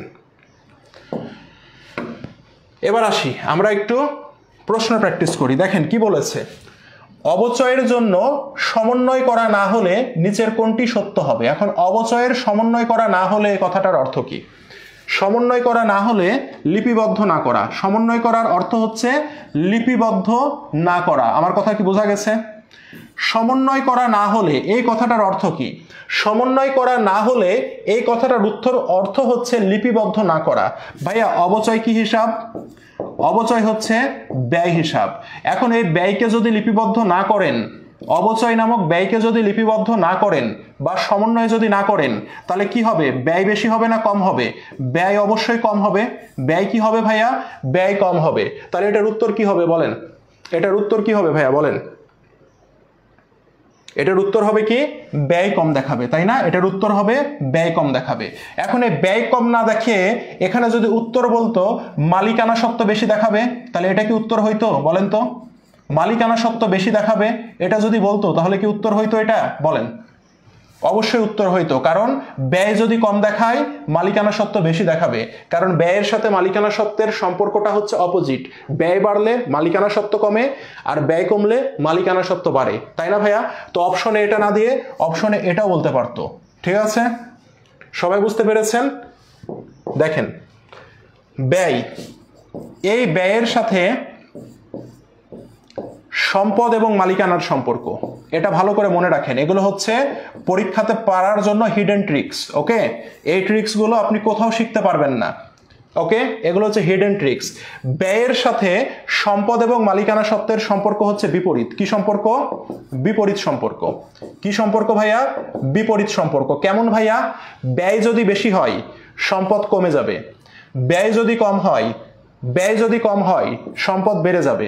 ওকে, ব্যয় কম হলে মালিকানা সত্ত্ব বেড়ে যাবে, ব্যয় যদি বেশি হয় মালিকানা সত্ত্ব কমে যাবে। বুঝতে পেরেছেন ভাইয়া? ব্যয় এবং মালিকানা সত্ত্বের সাথে সম্পদের সম্পর্ক কেমন ভাইয়া? বিপরীত সম্পর্ক। ওকে, ব্যয়ের সাথে মালিকানা সত্ত্বের সম্পর্ক কেমন? বিপরীত। সম্পদের সাথে ব্যয়ের সম্পর্ক কেমন? বিপরীত সম্পর্ক। আমি কি কনসেপ্টটা বোঝাতে পেরেছি? আমি কি বোঝাতে পেরেছি বলেন? ব্যয়ের সাথে সম্পদ এবং মালিকানার সম্পর্ক হচ্ছে বিপরীত। ওকে, ব্যয়ের সাথে সম্পদ এবং মালিকানা সত্ত্বের সম্পর্ক হচ্ছে বিপরীত। অবচয় সমন্বয় করা না হলে, অবচয় সমন্বয় করা না হলে মানে কি? অবচয় লিপিবদ্ধ না করা, অবচয় লিপিবদ্ধ না করা। এখন অবচয় তো ব্যয় হিসাব, তাহলে ব্যয়কে যদি লিপিবদ্ধ না করেন তাহলে ব্যয় কি হবে? ব্যয় হচ্ছে কমবে। এখন ব্যয় যদি কমে তাহলে কি হবে বলেন তো? ব্যয় কমলে সম্পদ বেশি হবে, তাই না? যেহেতু বিপরীত সম্পর্ক, সম্পদ বেশি হবে, আবার মালিকানা সত্ত্ব বেশি হবে, তাই তো নাকি ভাইয়া বলেন তো? মালিকানা সত্ত্ব বেশি হবে না? ইয়েস অর নো বলেন? যেহেতু ব্যয়ের সাথে সম্পদ এবং মালিকানার সম্পর্কের, মালিকানা সত্ত্বের সম্পর্কটা কেমন ভাইয়া? বিপরীত সম্পর্ক। এগুলো হচ্ছে হিডেন ট্রিক, বুঝছেন? এগুলো আপনাকে কেউ শিখাবে না। তাহলে এখানে যদি থাকতো যে ব্যয় বেশি দেখাবে, ওকে, আর এখানে যদি থাকতো সম্পদ বেশি দেখাবে, তাহলে উত্তর কি হতো বলেন তো? বলেন, তাহলে উত্তর কি হইতো বলেন?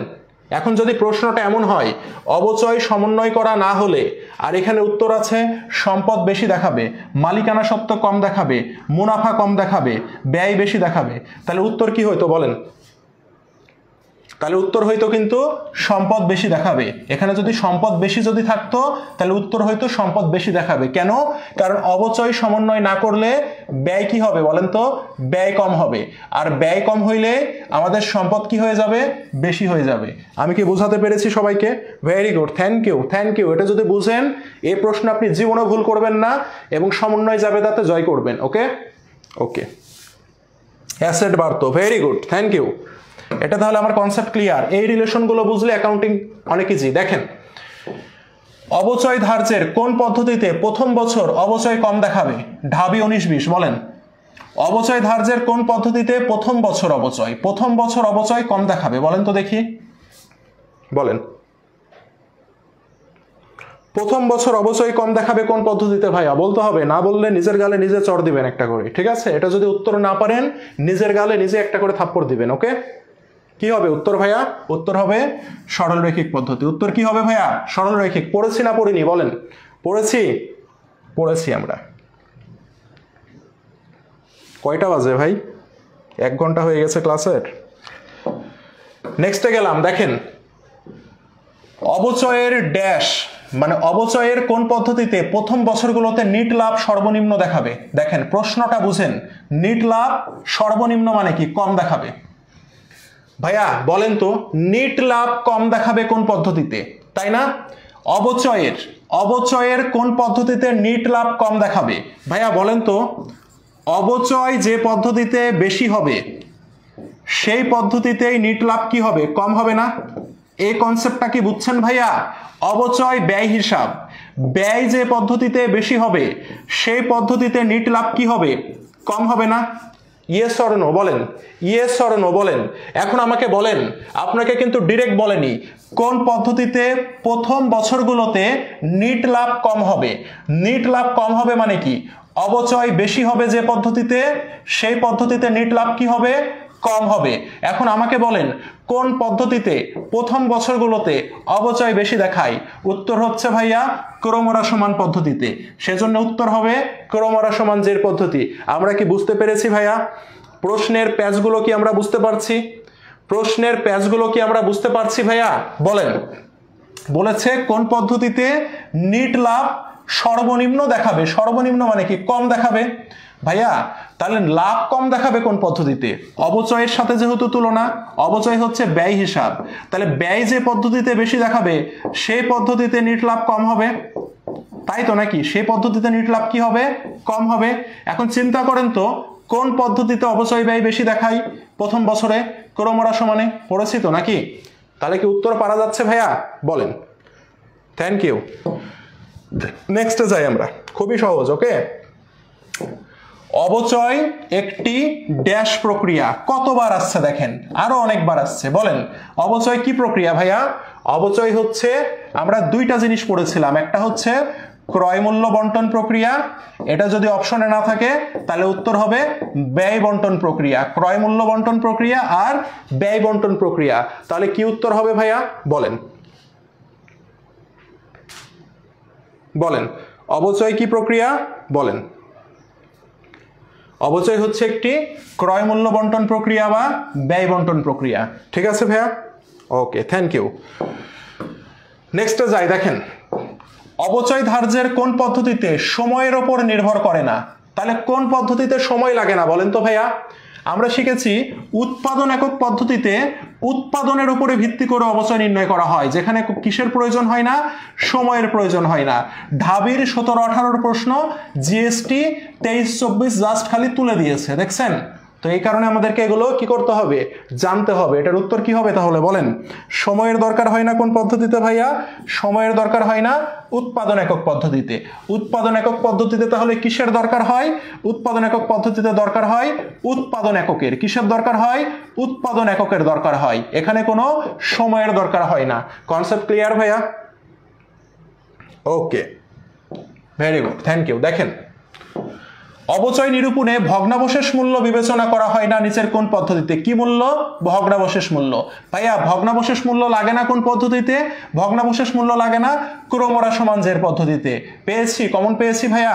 বলেন ভগ্নাবশেষ মূল্য লাগে না কোন পদ্ধতিতে? ভগ্নাবশেষ মূল্য লাগে না ক্রমহ্রাসমান সমান জের পদ্ধতিতে। ওকে ওকে, থ্যাংক ইউ। পারা যাচ্ছে ভাইয়া? প্রশ্নগুলো কি পারা যাচ্ছে? বলেন।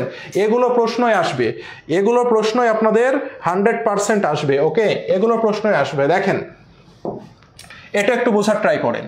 যখন আনুমানিক ব্যবহারকাল বা জীবনকালের পরিবর্তন করার প্রয়োজন হয় তখন অবচয়ের পরিমাণ পরিবর্তন হয় কোন কোন বছরে? রাবি 18-19-এর প্রশ্ন, এবং এটার উপরে ভিত্তি করে আবার ঢাবি একটা ম্যাথ দিয়েছিল। ঠিক আছে, ম্যাথ সেকশনে ওটা দেখবো আমরা। দেখেন প্রশ্নটা একটু বোঝার ট্রাই করেন। ধরেন 2020 সালে আপনি অবচয় ধরেছেন 5,000 টাকা, 2021 সালেও আপনি অবচয় ধরেছেন 5,000 টাকা, 2022 সালে আপনি অবচয় ধরার সময় আপনি কি করেছেন? আপনি পরিবর্তন করেছেন। কিসের পরিবর্তন করেছেন? আয়ুষ্কালের পরিবর্তন করেছেন। ওকে, ধরেন এর আগের বছরগুলোতে আপনি 5,000 টাকা করে অবচয় ধরেছেন, তখন আয়ুষ্কাল ছিল 5 বছর।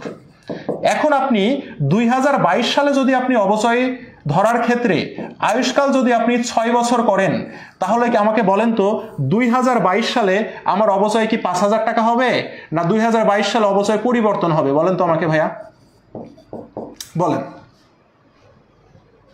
কি হবে ভাইয়া? পরিবর্তন হবে না? আমাকে একটু বলেন তো ভাইয়া। আপনি 2021 সালে এবং 22 সালে, সরি 2020 এবং 21 সালে অবচয় ধরেছেন আয়ুষ্কাল 5 বছর ধরে, সেই কারণে এই বছর অবচয় হয়েছে 5,000, এই বছর অবচয় হয়েছে 5,000।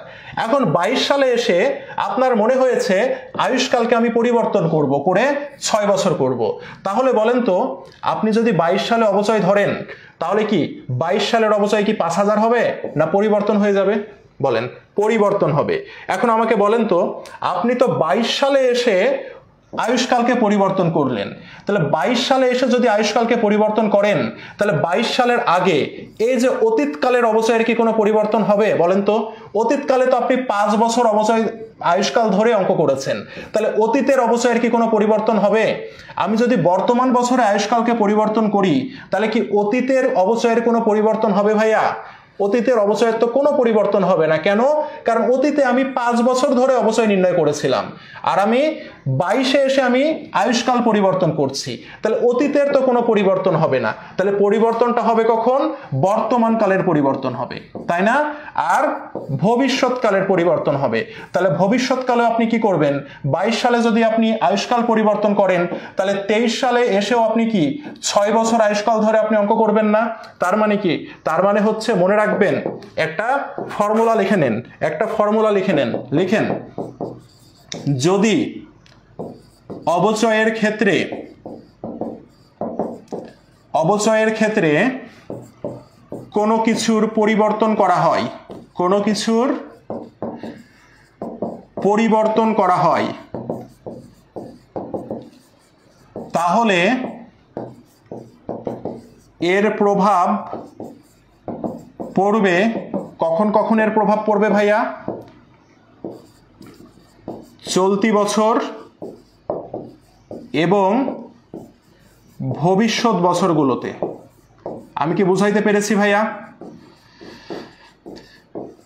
অবচয়ের ক্ষেত্রে আপনি যদি কোনো কিছুর পরিবর্তন করেন, সে পরিবর্তন হইতে পারে ভগ্নাবশেষ মূল্যের, সেই পরিবর্তন হইতে পারে, রায়হান ভূতে ধরেছে, থাপ্পড় খেলে কে ভূত যাবে বলেন তো ভাই? তাহলে যদি অবচয়ের ক্ষেত্রে কোনো কিছুর পরিবর্তন করা হয়, সে পরিবর্তন হইতে পারে আয়ুষ্কালের, সে পরিবর্তন হইতে পারে ভগ্নাবশেষ মূল্যের, ঠিক আছে? যেটারই আপনি পরিবর্তন করেন না কেন সেটার প্রভাব কিসের উপরে যেয়ে পড়বে?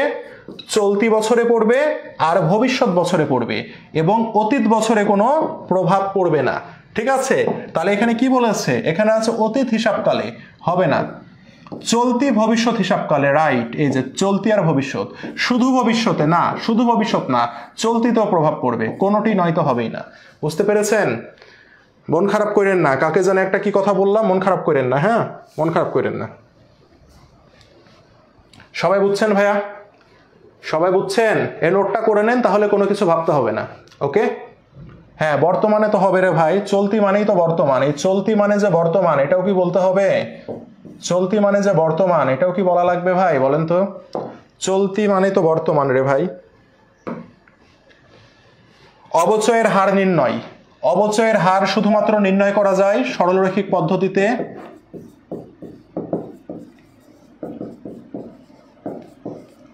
আর হচ্ছে ক্রমরসমান জের পদ্ধতিতে। ওকে,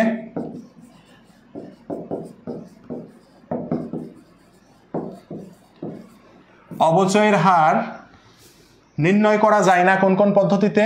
অবচয়ের হার নির্ণয় করা যায় না বর্ষ সংখ্যা পদ্ধতিতে আর উৎপাদন একক পদ্ধতিতে। ক্লিয়ার ভাইয়া? তাহলে অবচয়ের হার নির্ণয় করা যায় সরলরৈখিক পদ্ধতিতে আর ক্রমরসমান জের পদ্ধতিতে। অবচয়ের হার নির্ণয় করা যায় না কোন কোন পদ্ধতিতে?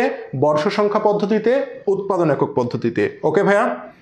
ওকে, এখন দেখেন সরলরৈখিক পদ্ধতিতে অবচয় হার নির্ণয় করার সূত্র কি?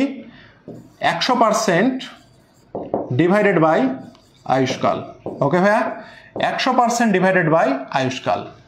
আর ক্রমরসমান জের পদ্ধতিতে নির্ণয় করার সূত্র কি ভাইয়া? অঙ্ক করার সুবিধার্থে মনে রাখবেন 200% ডিভাইডেড বাই আয়ুষ্কাল। ওকে, 200% ডিভাইডেড বাই আয়ুষ্কাল, ঠিক আছে? অর্থাৎ দ্বিগুণ হবে, দ্বিগুণ। কার দ্বিগুণ? সরলরৈখিকের দ্বিগুণ। সেই জন্য এর নাম হচ্ছে দ্বিগুণ ক্রমরসমান জের পদ্ধতিতে। কি ভাইয়া? দ্বিগুণ ক্রমরসমান জের পদ্ধতি। ওকে, ক্রমরসমানের আরেকটা নাম হচ্ছে সেই কারণে কি দ্বিগুণ ক্রমরসমান জের পদ্ধতি। বোঝা গেছে ভাইয়া?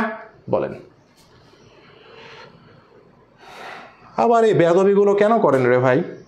এই বেয়াদবিগুলো আবার কেন করেন? এই বেয়াদবিগুলো করতে নিষেধ করি, তারপরে এই বেয়াদবিগুলো করেন, মানে কনসেপ্টের বাইরে যে বেয়াদবিগুলো করেন। মানে আমি সরি টু কি বলেন, এই খারাপ কথাগুলো যে বলছি আমি, হ্যাঁ, এই বেয়াদবিগুলো করেন, এই বেয়াদবিগুলো করবেন না, ঠিক আছে? আচ্ছা, তাহলে এটা দিয়ে আমরা নির্ণয় করতে পারবো। এখন দেখেন বিগত সালের প্রশ্ন এসেছে, দেখেন 88,000 টাকায় ক্রয় করা একটি যন্ত্র 7 বছর কর্মক্ষম থাকবে। তার মানে এটা কি ভাইয়া? 7 বছর যেহেতু কর্মক্ষম থাকবে, এটা হচ্ছে আয়ুষ্কাল। ওকে, উক্ত সময় পরে 4,000 টাকা বর্জ্য মূল্য পাওয়া যাবে। বর্জ্য মূল্য মানে কি? বর্জ্য মূল্য মানে হচ্ছে ভগ্নাবশেষ মূল্য, ঠিক আছে? তাহলে এই জিনিসটা একটু মনে রাখবেন, বর্জ্য মূল্য মানে ভগ্নাবশেষ মূল্য। ওকে, ক্রমহ্রাসমান জের পদ্ধতিতে অবচয় করতে প্রাক্কালিত হার কত হবে? প্রাক্কালিত হার মানে কি ভাইয়া? অবচয়ের হার কত হবে সেটা জানতে চাচ্ছে। ওকে, তাহলে আমরা ক্রমহ্রাসমান জের পদ্ধতিতে অবচয়ের হার নির্ণয় করি। সূত্র হচ্ছে কি? 200% ভাগ আয়ুষ্কাল। আয়ুষ্কাল আছে কত? 7 বছর। ওকে, এখন এটা আমরা কেমনে কাটাকাটি করব, তাই না ভাইয়া? এটা আমরা এখন কেমনে কাটাকাটি করব, ঠিক আছে? আচ্ছা, এখন আমরা কেমনে কাটাকাটি করব দেখেন, খুব সহজে আমরা কাটাকাটি করব। এখানে আপনাকে কি করতে হবে জানেন? এই যে 7 দিয়ে 200কে ভাগ করতে হবে, ঠিক আছে?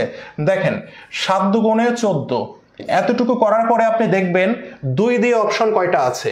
2 দিয়ে অপশন দেখতে পাচ্ছি, এটা আছে, এটা আছে, এটা আছে, মানে এটা উত্তর হবে না, ঠিক আছে? এবার আসেন, বাকি থাকে কত? 6, একটা শূন্য নামান, কয়বার যায়? 7 8 56। ভাইয়া দেখেন তো 8 দিয়ে কোনো অপশন আছে কিনা? এই যে 28 একটাই অপশন আছে, চোখ বন্ধ করে এটা উত্তর, সম্পূর্ণ করা লাগবে না। আর যারা বোকার স্বর্গে বসবাস করে তারা আবার কি করবে জানেন? এখানে একটা দশমিক নিবে, দশমিক নেওয়ার পর এখানে 4 0, তাহলে কি করবে? তখন আবার এভাবে বের করবে, 5 7 35। ওকে, কত? 5 আর একটা শূন্য, দেখি 7 7 49, তারা এমনে মিলাবে, ঠিক আছে? এত করারই আমার দরকার নাই, আমার এত করার কোনোই দরকার নাই। আমি জাস্ট একটা পার্ট বের করব, করে অপশনের সাথে মিলাবো, যেটা মিলবে সেটাই উত্তর। ক্লিয়ার? ক্লিয়ার আমার কথা ভাইয়া? আমার কথা কি আমি বোঝাতে পেরেছি? সম্পূর্ণ করার আমার কোনো দরকার নাই। আমি আবারও বলি, উত্তর হচ্ছে 200/7, এটা বের করতে হবে। তো 7 দিয়ে 200কে ভাগ করেন, 7 দুগুণে কত? 14, 2 এসেছে, 2 দিয়ে অপশন কয়টা আছে? এটা আছে, এটা আছে, এটা আছে, তার মানে এটা উত্তর হবে না। তো যেহেতু আমি উত্তর পেলাম না, আবার একবার যেতে হবে, কত থাকে? 6 0, 7 8 56। ভাইয়া 28 দিয়ে কি কোনো অপশন আছে? ইয়েস, 28 দিয়ে দেখবে একটাই অপশন থাকবে, এটাই উত্তর, আর কিচ্ছু করার দরকার নাই। ক্লিয়ার ভাইয়া? বলেন ক্লিয়ার? রিটেনে সম্পূর্ণ করতে হবে, রিটেনে সম্পূর্ণ করতে হলে করবেন, বোঝা গেছে?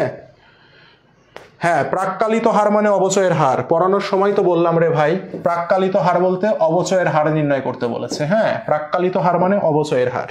তাছাড়া আর কি হার বের করবেন বলেন? ঠিক আছে,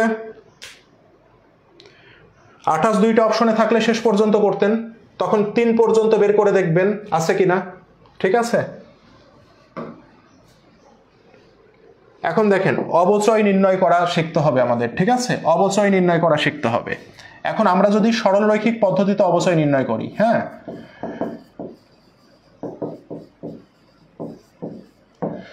সরল রৈখিক পদ্ধতিতে অবচয় নির্ণয় করার সূত্র কি?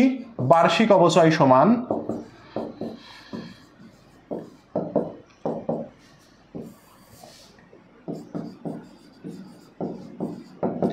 সম্পদের অর্জন মূল্য মাইনাস ভগ্নাবশেষ মূল্য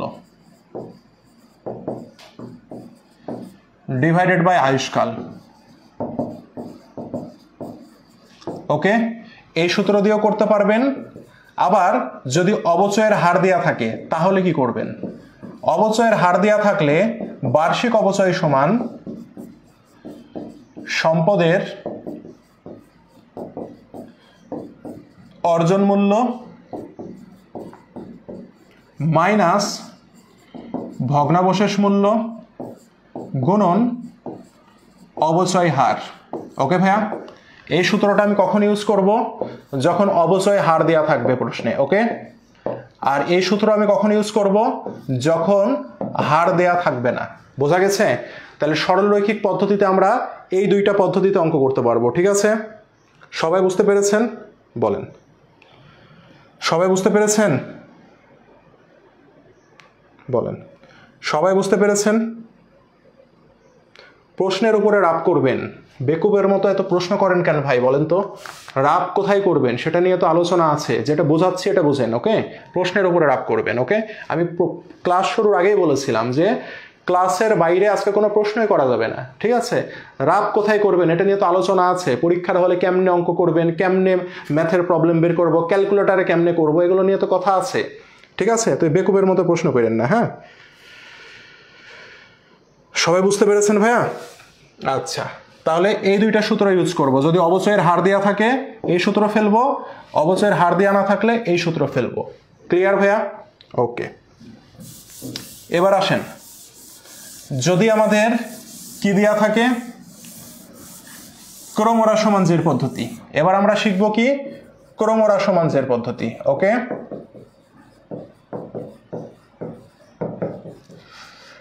ক্রমহরা সমান জের পদ্ধতিতে অবচয় নির্ণয় করতে একটাই ফর্মুলা, সেটা হচ্ছে অবচয়ের হার দিয়ে বের করতে হবে। তাহলে ফর্মুলাটা কেমন জানেন?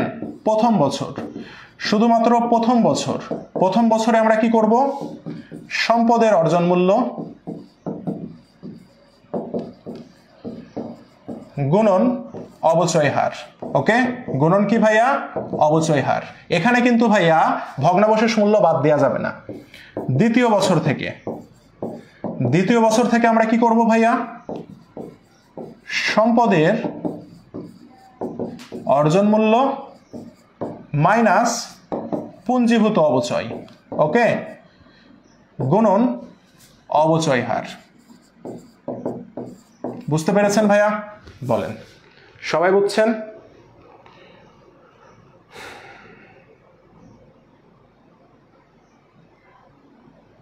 সবাই বুঝতে পেরেছেন ভাইয়া? সবাই কি বুঝতে পেরেছেন?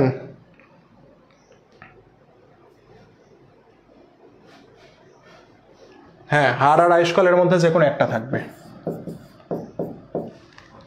তাহলে প্রথম বছর যখন আমরা অবচয় নির্ণয় করব, প্রথম বছরে তো পুঞ্জীভূত অবচয় থাকে না, তো সেই জন্য আমরা কি করব?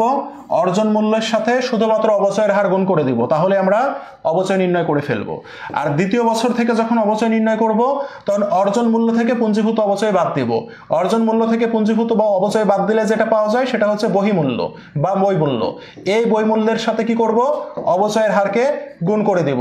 তাহলে আমরা দ্বিতীয় বছর থেকে আমরা এই নিয়মে অবচয় ধরতে থাকবো। বুঝতে পেরেছেন ভাইয়া? সবাই বুঝতে পেরেছেন? দ্বিতীয় বছরেরটা বুঝতে পারেননি? না বুঝার তো কিছু নাই। সম্পদের অর্জন মূল্য থেকে পুঞ্জীভূত অবচয় বাদ দিবেন, অঙ্ক করব তখন বুঝেন। ঠিক আছে, এখন খালি খাতায় নোট করেন।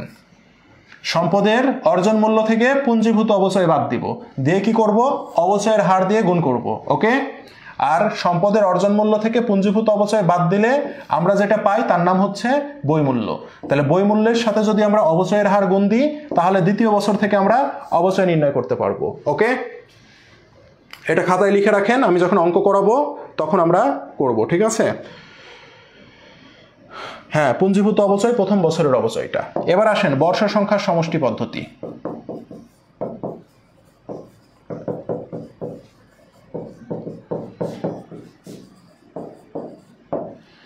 ঠিক আছে, ইংরেজিতে বলে sum of the year digit, sum of the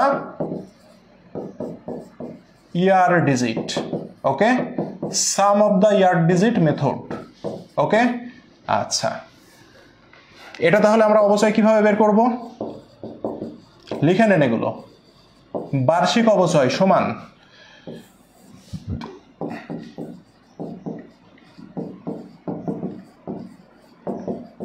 সম্পদের অর্জন মূল্য মাইনাস ভগ্নাবশেষ মূল্য।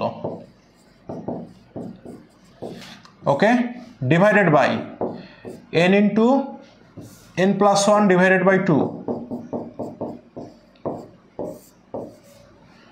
গুণন n-t+1 গুণন n-t+1। ঠিক আছে, লিখে নেন। হ্যাঁ, ভয় পাওয়ার কিছু নাই, এর মতো সহজ জিনিস আর নাই, এমনি শেখাবো, এর মতো আর সহজ জিনিস নাই। এখন n মানে কি? n মানে হচ্ছে আয়ুষ্কাল।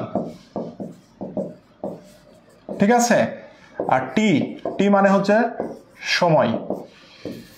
ওকে, লেখা হয়েছে ভাইয়া? প্যারা নেওয়ার কোনো চিন্তা নাই, যেগুলো লিখতে বলছে লিখেন, অঙ্ক এমনি হয়ে যাবে। প্যারা নেওয়ার কোনো কারণ নাই, যতদিন বেঁচে আছি, আল্লাহ যতদিন বাঁচাই রেখেছে, অ্যাকাউন্টিং নিয়ে প্যারা নিতে হবে না। ওকে, লিখেন খালি।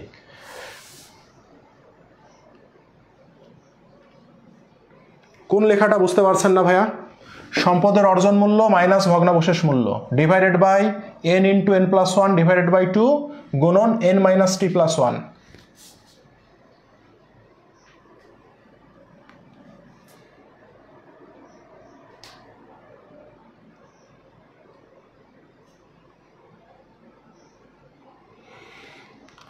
সবাই বুঝছেন?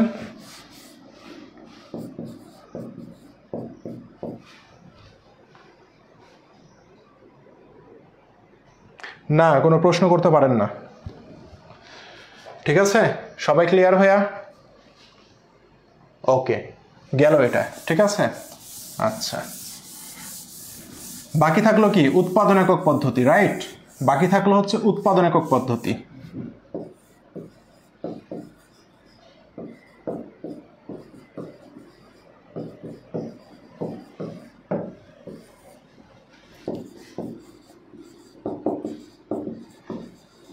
বার্ষিক অবচয় সমান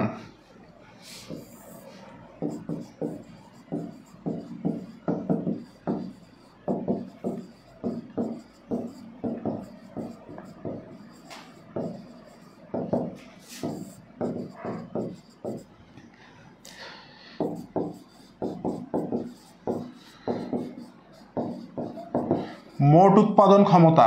ঠিক আছে, কি দিয়ে ভাগ দিব? মোট উৎপাদন ক্ষমতা দিয়ে ভাগ দিব। আর গুণ দিব কি দিয়ে ভাইয়া? উক্ত বছরে প্রকৃত উৎপাদন। উক্ত বছরে প্রকৃত উৎপাদন। ওকে, এগুলো লিখেন, লেখার জন্য লিখেন, আমি বুঝাই দিব, সমস্যা নাই। ঠিক আছে, ওকে। বার্ষিক অবচয় সমান সম্পদের অর্জন মূল্য মাইনাস ভগ্নাবশেষ মূল্য ডিভাইডেড বাই মোট উৎপাদন ক্ষমতা গুণন উক্ত বছরে প্রকৃত উৎপাদন। ওকে ভাইয়া, উক্ত বছরে প্রকৃত উৎপাদন কি জিনিস না জিনিস, মোট উৎপাদন কি জিনিস, এগুলো আমি অঙ্ক যখন সলভ করাবো তখন বোঝাবো। ওকে ভাইয়া, কনসেপ্ট ক্লিয়ার? বলেন।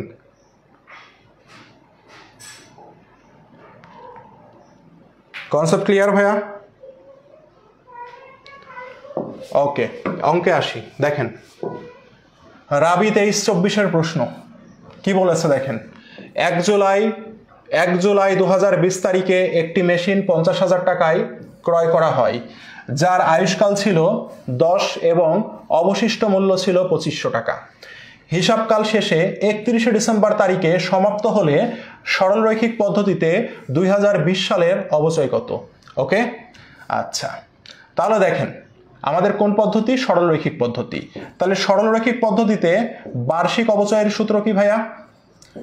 বার্ষিক অবচয়ের সূত্র হচ্ছে সম্পদের অর্জন মূল্য 50,000 টাকা দিয়ে কিনেছে, আনুষঙ্গিক কি আর কোনো খরচ আছে? আনুষঙ্গিক আর কোনো খরচ নাই, দ্যাট মিনস এটি অর্জন মূল্য। এখান থেকে বাদ দিব কি ভাইয়া? সরলরৈখিক পদ্ধতিতে এই যে অবশিষ্ট মূল্য মানে হচ্ছে ভগ্নাবশেষ মূল্য কত আছে? 2500 টাকা আছে।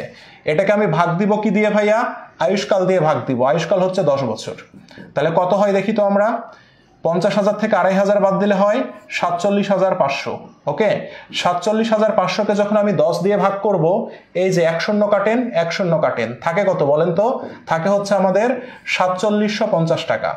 এই 4750 টাকা হচ্ছে 1 বছরের অবচয়। ওকে, এই 4750 টাকা হচ্ছে 1 বছরের অবচয়। কিন্তু সম্পদটা আমি কিনেছি কয় তারিখে? 1 জুলাই 2020 তারিখে। অবচয় ধরতে বলছে আমার 31 ডিসেম্বর তারিখে। 31 ডিসেম্বর 2020 তারিখে। তাহলে আমাকে উত্তর করতে হবে কয় মাসের অবচয় বের করতে হবে? 6 মাসের অবচয় বের করতে হবে। তো সেই জন্য আমরা 4750কে আমরা কি করব? 47কে 50কে আমরা গুণ দিব 6/12 দিয়ে। ঠিক আছে, তাহলে 6/12 দিয়ে যদি গুণ দিই, 6 দুগুণে 12, দ্যাট মিনস আমার 2 দিয়ে ভাগ করতে হবে কাকে?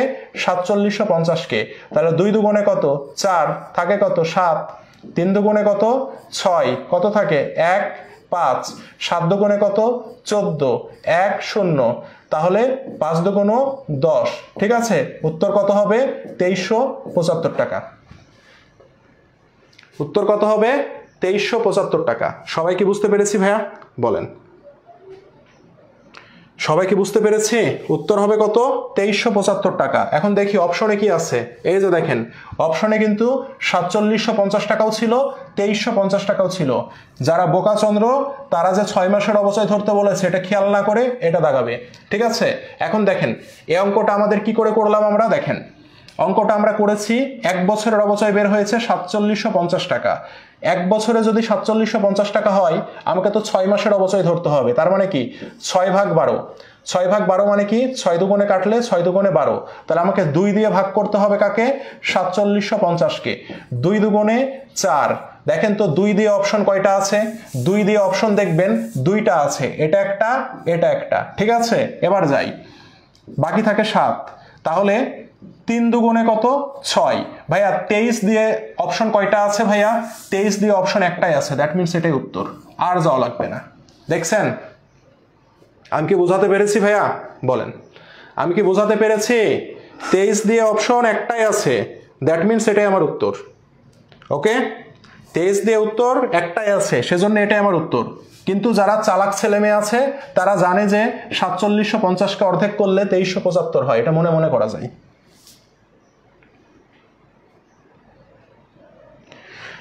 হৃদয় খান, হ্যাঁ নেক্সট টাইমে কমেন্টগুলো একটু চিন্তা ভাবনা করে করতে হবে, ঠিক আছে? হৃদয় খান, সবাই বুঝতে পেরেছেন? ওকে ওকে, তাহলে সম্পূর্ণ আমার করার দরকার নাই, শুধুমাত্র ঢাবিতেই কি থাকবে? ম্যাথ থাকবে। আর ঢাবির ম্যাথগুলো এরকম কোনো ম্যাথ থাকবে না, এটা অন্য টাইপ ম্যাথ থাকবে, অন্য টাইপ ম্যাথ থাকবে যেটার সাথে এটার কোনো সম্পর্ক নাই, ঠিক আছে? শুধুমাত্র ঢাবিতে 8টা রিটেন থাকে, 8টা রিটেনের মধ্যে সর্বোচ্চ 3 থেকে 4টা ম্যাথ দিবে, ওকে? তার বেশি না।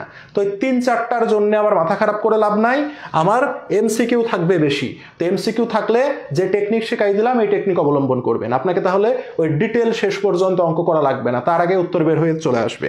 ওকে ভাইয়া?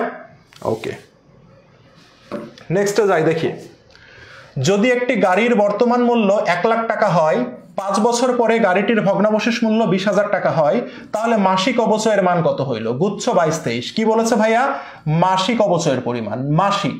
ওকে, আচ্ছা মাসিক অবচয় বের করব, তার আগে আমরা বার্ষিক অবচয় বের করি। ভাইয়া কোন পদ্ধতির কথা বলেছে এখানে বলেন তো? এই প্রশ্নে কি কোনো পদ্ধতির কথা বলেছে? কোন পদ্ধতি যদি না বলে তাহলে আমাদের কোন পদ্ধতি হবে ভাইয়া? অবশ্যই সরলরৈখিক হবে। তাহলে 1 লাখ টাকার সম্পদ, এখান থেকে আমি মাইনাস করব কাকে ভাইয়া? ভগ্নাবশেষ মূল্য 20,000 টাকাকে মাইনাস করব। ওকে, করলাম। করার পরে আমি কি করব? আয়ুষ্কাল দিয়ে ভাগ দিব। আয়ুষ্কাল কয় বছর? 5 বছর। তাহলে দেখেন কত হয়? 80,000।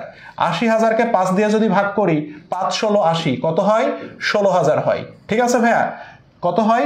16,000 হয়। দেখেন 5 একে 5, তাহলে 5 একে 5, বাকি থাকে 3, আর এখানে 0, 5-6 30 মিলে গেল, আর শূন্য কয়টা? 3টা শূন্য, 16,000। ওকে, আচ্ছা দ্যাট মিনস এই 16,000 হলো বার্ষিক অবচয়। কি অবচয়? বার্ষিক অবচয়। জানতে চেয়েছে মাসিক অবচয় কত, তাহলে এখন আমরা কি করব? এখন আমরা যেহেতু মাসিক অবচয় বলেছে, তাহলে আমরা জানি কি 12 মাসে 1 বছর, তাহলে আমরা এখন 12 দিয়ে ভাগ করে দিব কাকে? 16,000কে ভাগ করে দিব, তাহলে 1 মাসের অবচয় পেয়ে যাব। তাহলে 12কে কত? 12। ওকে, বাকি থাকে কত? দেখেন অপশন বের করলাম, দেখেন 12 দিয়ে ভাগ করব কাকে? 16,000কে ভাগ করব, ঠিক আছে? 12কে কত? 12, বাকি থাকে কত? 4, 0, ঠিক আছে? তো 1 বের হয়েছে, প্রতিটা অপশনেই কি আছে? 1 আছে, শুধু এটাতে নাই, তার মানে এটা উত্তর হবে না। বাকি থাকে 40, 3-12 কত? 36। ভাইয়া দেখেন তো 13 দিয়ে অপশন কয়টা আছে? 13 দিয়ে অপশন একটাই আছে, দ্যাট মিনস এটা উত্তর। বুঝাতে পেরেছি ভাইয়া? 13 দিয়ে অপশন একটাই আছে, রাইট? 13 দিয়ে অপশন একটাই আছে, দুইটা কি পেয়েছি? এটা তো 16 হবে না, এটা তো 17 হবে না, 13 দিয়ে কিন্তু অপশন একটাই আছে, এটাই হবে। করে দেখেন উত্তর এটাই আসবে। থাকে কত? 4, আর একটা শূন্য নামান, তাহলে কত? আবার 3-12 কত? 36, আরো একটা শূন্য নামান, কতবার যাবে? 3-12 36, আর তো শূন্য নাই, তাহলে এবার দশমিকের খেলা খেলতে হবে, ঠিক আছে? এভাবে করেন, এটাই আসবে উত্তর।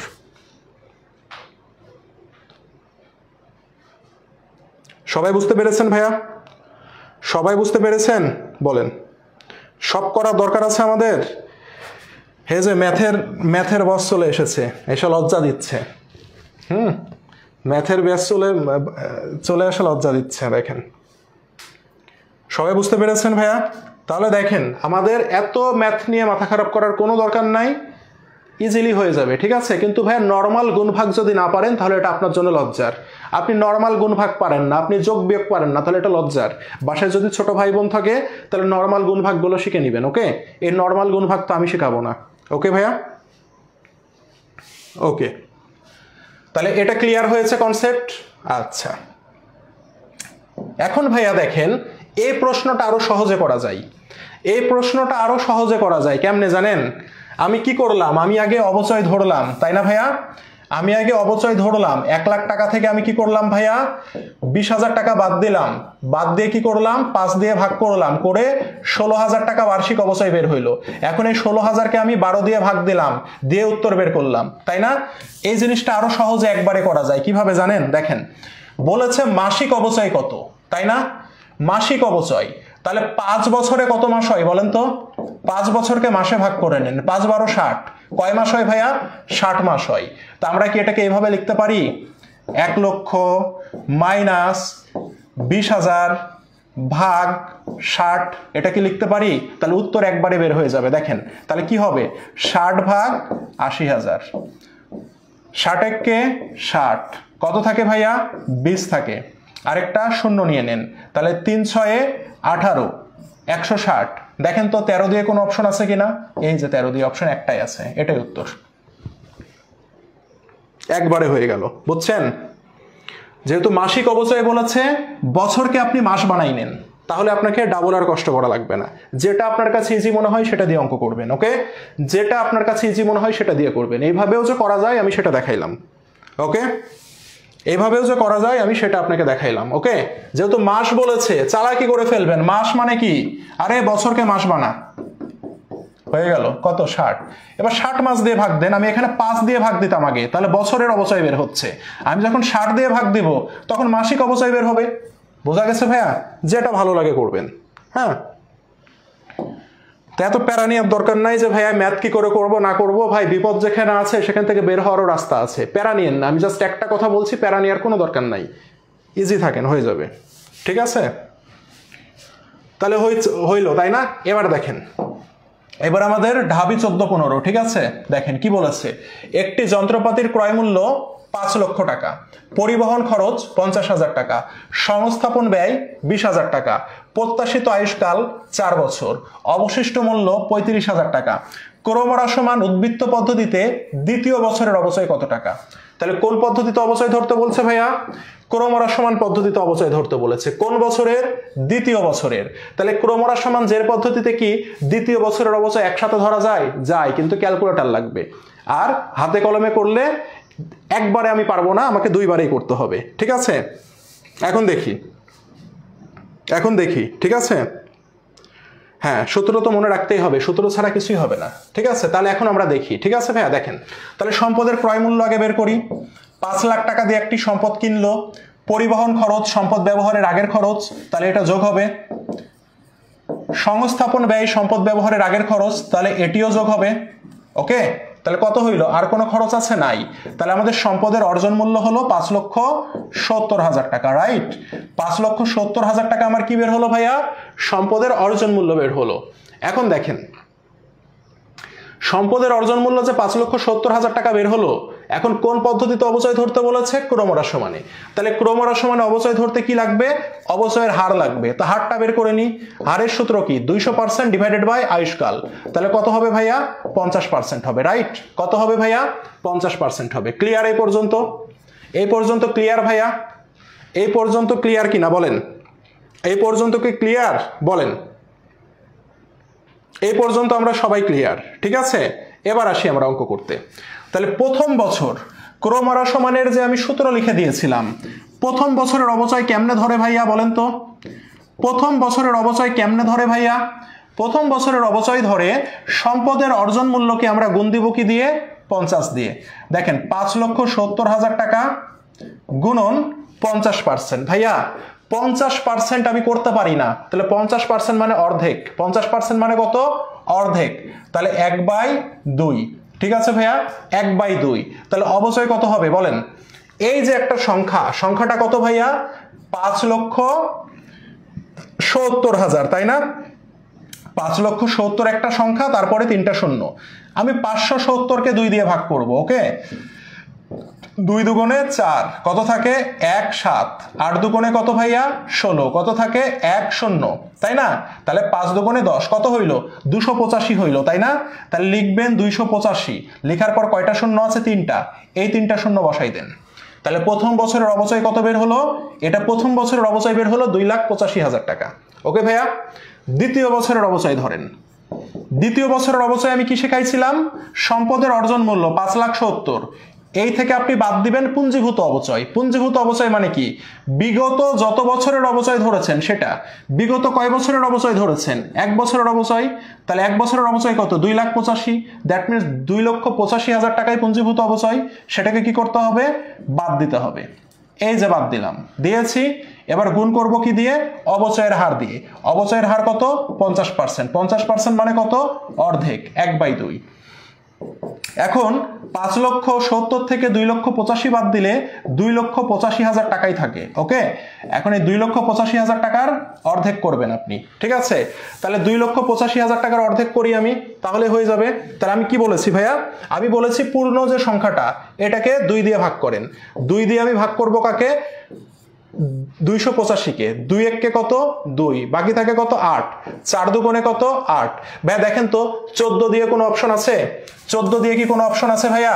14 দিয়ে একটাই অপশন আছে, চোখ বন্ধ করে এটা উত্তর। 14 দিয়ে একটাই অপশন আছে, আছে না ভাইয়া? তাহলে চোখ বন্ধ করে এটা উত্তর। ভাইয়া কেমনে একটু বুঝান। তাহলে বুঝাই। এই যে 5, তাহলে কত? 2 দুগুণে 4, বাকি থাকে কত? 1 থাকে। ঠিক আছে, তার মানে 142। দেখেন তো 142 যে মিলছে 142। এরপরে শূন্যগুলো বসান, দিয়ে ক্যালকুলেট করেন, দেখবেন 142 সামথিংই আসবে। বুঝতে পেরেছেন সবাই ভাইয়া? বলেন, সবাই কি বুঝতে পেরেছেন? 14 দিয়ে একটাই অপশন আছে, আছে না ভাইয়া?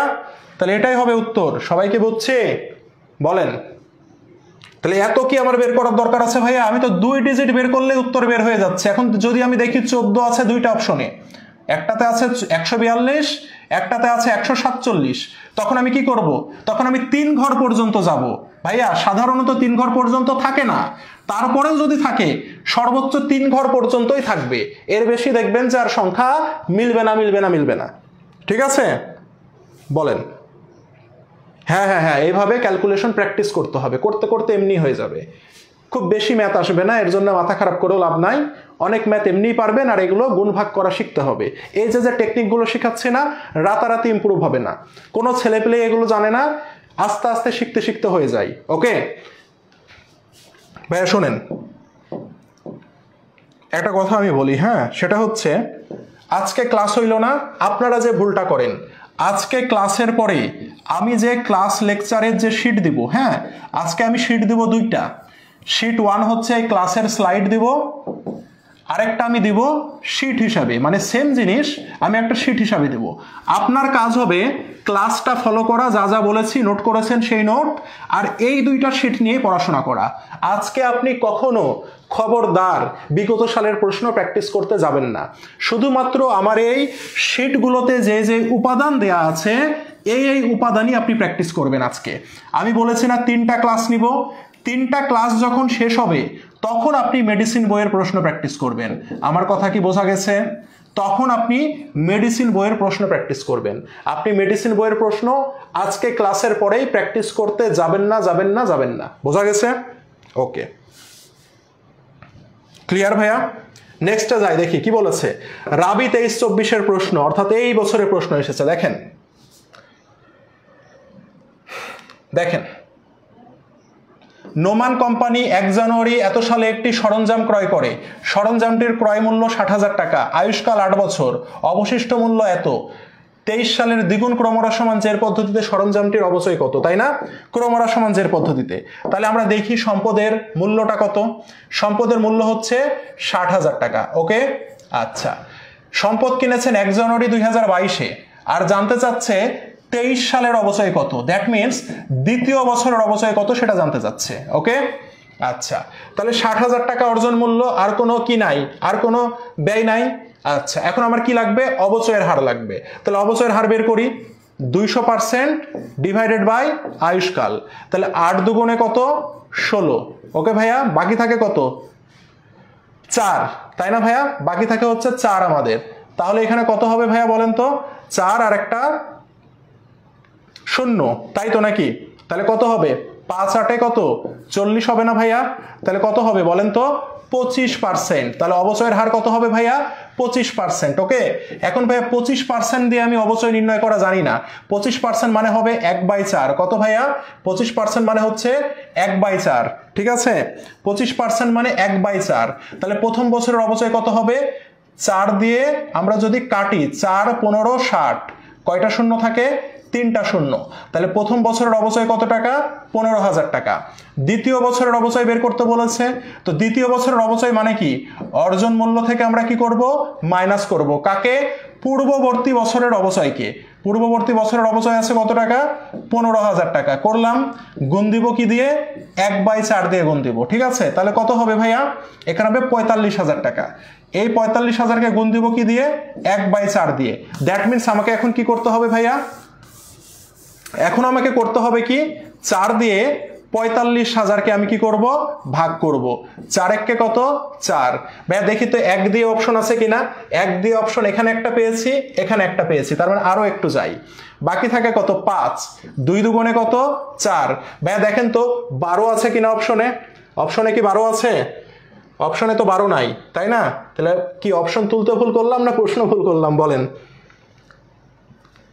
প্রশ্ন কি ভুল করেছি, উত্তর মিলে না কেন, তার মানে কোথাও কি গ্যাঞ্জাম করলাম বলেন তো,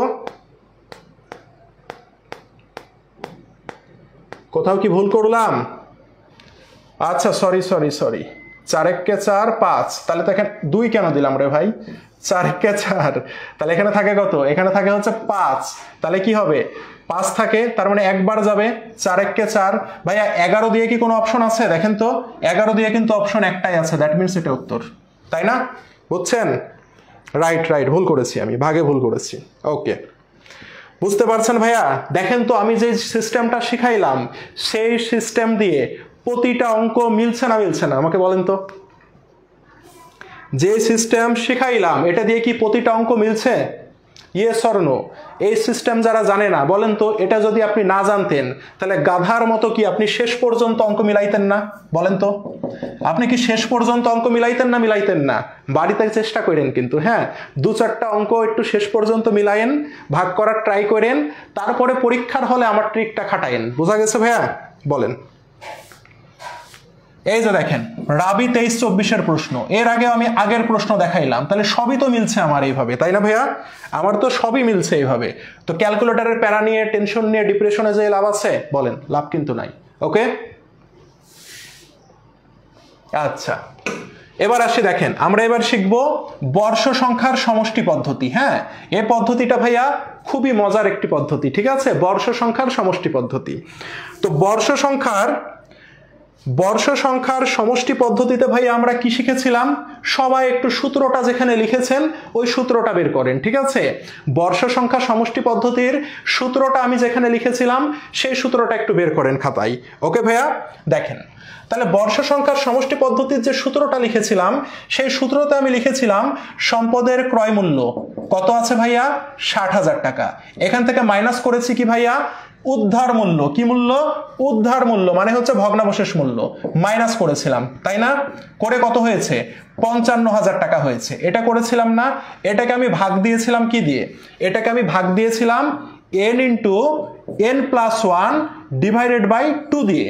ভাইয়া n মানে কি জানো ছিল, n মানে ছিল হচ্ছে আমার আয়ুষ্কাল। ভাইয়া এখানে আয়ুষ্কাল আছে কত, আয়ুষ্কাল আছে 10। ওকে, তাহলে এখানে লিখবেন 10, লিখেছেন না? লিখার পরে গুণ করবেন, কি দিয়ে গুণ করবেন জানেন, 10-এর পরের সংখ্যা দিয়ে গুণ করবেন। কত ভাইয়া, 10-এর পরের সংখ্যা হচ্ছে 11, 11 দিয়ে গুণ করবেন, 2 দিয়ে ভাগ করবেন। 10 11-তে কত হয়, 10 11-তে হয় 110, 110কে 2 দিয়ে ভাগ করলে কত হয়, 55 হয় ভাইয়া। তো এর নিচে লিখবেন 55 লিখেছি ভাইয়া। এবার একে গুণ দিবেন, কি দিয়ে গুণ দিবেন জানেন? গুণ লিখেছিলাম n - t + 1। ভাইয়া n মানে কি? n মানে হচ্ছে আয়ুষ্কাল, সেটা কত? 10 মাইনাস টি, টি মানে কি জানেন? কততম বছরে অবচয় নির্ণয় করতে বলেছে? বলেছে সপ্তম বছরের অবচয় নির্ণয় করো, তার মানে টি এর মান হবে 7 প্লাস 1। তাহলে 10 থেকে 7 বাদ দিলে থাকে 3, আর তার সাথে 1 যোগ করলে হবে 4। তাহলে আপনি গুণ দিবেন কত দিয়ে? 4 দিয়ে গুণ দিবেন। 55 দিয়ে 55কে কাটলে থাকে 1, কয়টা শূন্য থাকলো? 3টা শূন্য থাকলো। তাহলে 1000কে দিয়ে 4000কে গুণ করলে কত হবে? 4000 হবে। উত্তর 4000। ওকে, সবাই বুঝতে পেরেছেন ভাইয়া? বলেন উত্তর কত? উত্তর 4000। ওকে, আচ্ছা আমি একটু আবার বোঝাই এটা, ঠিক আছে? আমি এটা একটু আবার বোঝাই। দেখেন সূত্রটা কি ছিল? সূত্রটা ছিল আমাদের, দেখেন সূত্রটা ছিল সম্পদের ক্রয় মূল্য মাইনাস ভগ্নাবশেষ মূল্য, okay, divided by n into n plus 1/2 গুণন n minus T plus 1। Okay, পরীক্ষার হলে এত কাহিনী করার দরকার আছে ভাই আমার? ভাই পরীক্ষার হলে আমার এত কাহিনী করার দরকার নাই। আমি কি করব? আমি সুন্দর করে সম্পদের ক্রয় মূল্য আছে কত? 60,000। এখান থেকে মাইনাস করব কাকে? 5,000কে মাইনাস করব, করলে কত হবে? 55,000 হবে। তাহলে এই 55,000 এখানে লিখে ফেলি। ভাই n into n plus 1 divided by 2, এটা জাস্ট আমি জেনে রাখবো। হ্যাঁ, এটাকে আমি সংক্ষেপে বের করব কেমনে? দেখেন সুন্দর করে একটা দাগ দিবেন। n মানে আয়ুষ্কাল, আয়ুষ্কাল কত? 10। তাহলে এখানে লিখবেন 10। 10-এর সাথে গুণ দিবেন 10-এর পরের সংখ্যাটা 11কে গুণ দিবেন, আর ভাগ দিবেন 2 দিয়ে। তাহলে দেখবেন এখানে করলে 55 আসবে। এই 55 এখানে লিখে দেন। এত প্যারাকে আমি দেখেন কি সহজ করে ফেললাম। যদি আয়ুষ্কাল আমার 7 বছর হইতো, তাহলে 7-এর পরের সংখ্যা কত? 8 দিয়ে গুণ দিতাম, 2 দিয়ে ভাগ দিতাম। তাহলে কত? 7 8 56, দুগুণে 2 দিয়ে ভাগ দিলে হবে 28। তখন আমি 28 লিখতাম। বোঝা গেছে? গুণন, গুণন কি ভাইয়া? গুণন হচ্ছে n minus T plus 1। n মানে কি? n মানে আয়ুষ্কাল, কত বছর? 10 বছর। টি, টি মানে কি? কততম বছরে অবচয় ধরতে বলেছে? সপ্তম বছরে, তার মানে টি এর মান 7 যোগ কত? 1। তাহলে কত হবে? 7 থেকে 10 বাদ দিলে 3 প্লাস 1 সমান কত? 4। এই 4 দিয়ে আমাকে এখন গুণ দিতে হবে। তাহলে কত হবে? 55কে 55, 1000, 1000 দিয়ে 4কে দিলে কত হয়? 4000। বুঝছেন? হ্যাঁ, 4000 অ্যান্সার হবে। অপশনে আছে না 4000? দেখেন আমি কি বুঝাতে পেরেছি ভাইয়া? তাহলে বর্ষ সংখ্যার সমষ্টি পদ্ধতি কি অনেক কঠিন? বর্ষ সংখ্যার সমষ্টি পদ্ধতি কি অনেক কঠিন ভাইয়া? বলেন তো, পারবো সবাই? বর্ষ সংখ্যার সমষ্টি পদ্ধতি কি সবাই পারবো? বলেন তো। লাস্ট একটা শিখবো, সেটা হচ্ছে উৎপাদন একক পদ্ধতি। লাস্ট একটা শিখবো, সেটা হচ্ছে উৎপাদন একক পদ্ধতি। ভাইয়া উৎপাদন একক পদ্ধতির সূত্র কি লিখে দিয়েছিলাম? দেখেন উৎপাদন একক পদ্ধতির সূত্র কি লিখে দিয়েছিলাম ভাইয়া? আমি সূত্র লিখেছিলাম ওই একই জিনিস। কি ভাইয়া? ক্রয় মূল্য মাইনাস ভগ্নাবশেষ মূল্য, তাই না ভাইয়া? ডিভাইডেড বাই মোট উৎপাদন ক্ষমতা। কি ভাইয়া? মোট উৎপাদন ক্ষমতা। একে আমরা গুণ দিয়েছিলাম কি? উক্ত বছরে প্রকৃত উৎপাদন। উক্ত বছরে প্রকৃত উৎপাদন, এটা দিয়ে আমরা গুণ দিয়েছিলাম, তাই না? আচ্ছা, এত কিছু মনে রাখার দরকার নাই। দেখেন ভাইয়া ক্রয় মূল্য কত টাকা? 6 লক্ষ টাকা। বহন খরচ আছে, তাহলে যোগ করতে হবে। সংস্থাপন ব্যয়ও আছে, এটাও যোগ করতে হবে। তাহলে টোটাল কত হইল? 6,50,000 টাকা। এখান থেকে বাদ দিব কাকে? ভগ্নাবশেষ মূল্যকে বাদ দিব। তাহলে ভগ্নাবশেষ মূল্য আছে কত? প্রশ্নে আছে নাকি ভগ্নাবশেষ মূল্য? নাই, তার মানে ভগ্নাবশেষ মূল্য 0। তাহলে এখানে কত হবে? 6,50,000ই হবে। একে এখন আমরা মোট উৎপাদন ক্ষমতা দিয়ে ভাগ দিব। ভাইয়া দেখেন প্রশ্নে মোট উৎপাদন ক্ষমতা দিয়ে দিয়েছে। দেখেন ওই মেশিন দিয়ে 2,50,000 একক পণ্য উৎপাদন করা সম্ভব। আপনাকে দিয়ে 10 ঘন্টা পড়ানো সম্ভব, তার মানে আপনার পড়ার ক্ষমতা কত? 10 ঘন্টা। ওকে, তার মানে দেখেন কত উৎপাদন করা সম্ভব? 2,50,000। দ্যাট মিনস এটাই হচ্ছে তার কি? উৎপাদন ক্ষমতা। গুণ দেব কি দিয়ে? উক্ত বছরের উৎপাদন। ভাইয়া উক্ত বছর মানে কি?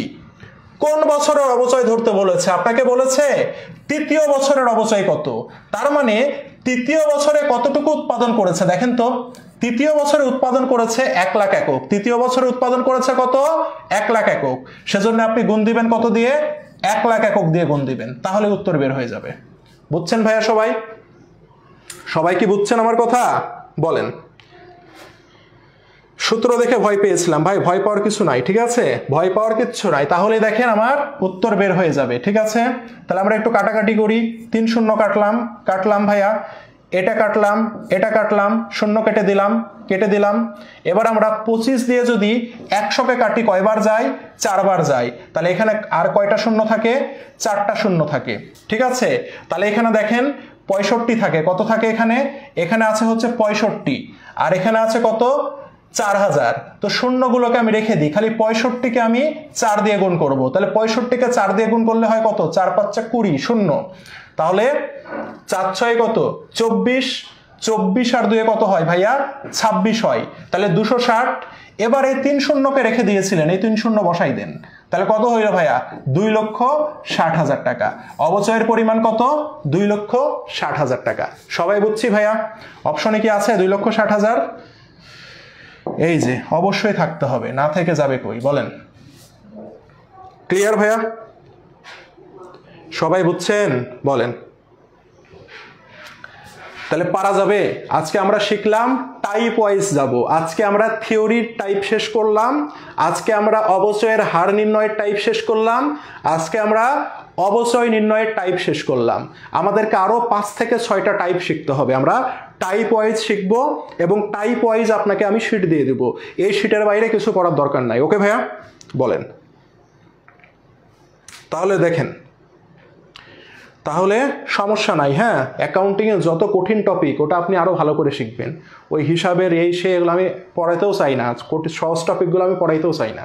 যত কঠিন টপিক ওগুলোকে আমি সবগুলোকে ভাইয়া অনেক দিন চিন্তা ভাবনা করে, গবেষণা করে, বিভিন্ন বই ঘাটাঘাটি করে, যে করেই হোক নিজের মেধা বুদ্ধি দিয়ে আমি সেটাকে সহজ বানানোর ট্রাই করেছি।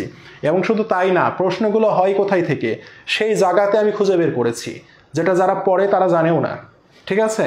যারা পড়ায় তারা জানেও না। আচ্ছা, তো যাই হোক ভাইয়া, আশা করি যতটুকু পড়ানো হয়েছে এতটুকু কি বুঝতে পেরেছেন? যদি এতটুকু বুঝতে পারেন তাহলে আমি যে শিট প্রোভাইড করব, ক্লাস শেষের শিটগুলো দিয়ে দেওয়া হবে টেলিগ্রাম গ্রুপ এবং ওই ক্লাসের লিঙ্কের ওখানে। এর বাইরে একটা অক্ষরও পড়ার দরকার নাই। ভাই আমি তো টিচার, আমি বলছি আপনাকে পড়ার দরকার নাই। আপনি মাতাব্বরি করেও কোনো প্রশ্ন সলভ করতে যাবেন না। ক্লিয়ার ভাইয়া? বলেন। বুঝতে পেরেছেন ভাইয়া? ওকে, থ্যাংক ইউ। সামনের দিনে আরো মজার ক্লাস আছে, ঠিক আছে? অ্যাকাউন্টিং এর আরো ম্যাথ আছে, অবচয়ের আরো মজার ক্লাস আছে সামনের দিনে। ওকে ভাইয়া? সামনের দিনে আমরা সকল টাইপ শেষ করব। এর পরের দিন আমরা যেটা করব সেটা হচ্ছে প্রিভিয়াস ইয়ারের যত ইম্পর্টেন্ট প্রশ্ন সেগুলো সলভ করাই দেবো, দেন অবচয় শেষ। ওকে? আর অবচয় থেকে যাতে একটা মার্কও মিস না যায়। ওকে? তো ঠিক আছে ভাইয়া, সবাই ভালো থাকেন। আল্লাহ হাফেজ। এখানেই শেষ করলাম, ইনশাল্লাহ আবার দেখা হবে। ওকে? ভালো থাকেন সবাই।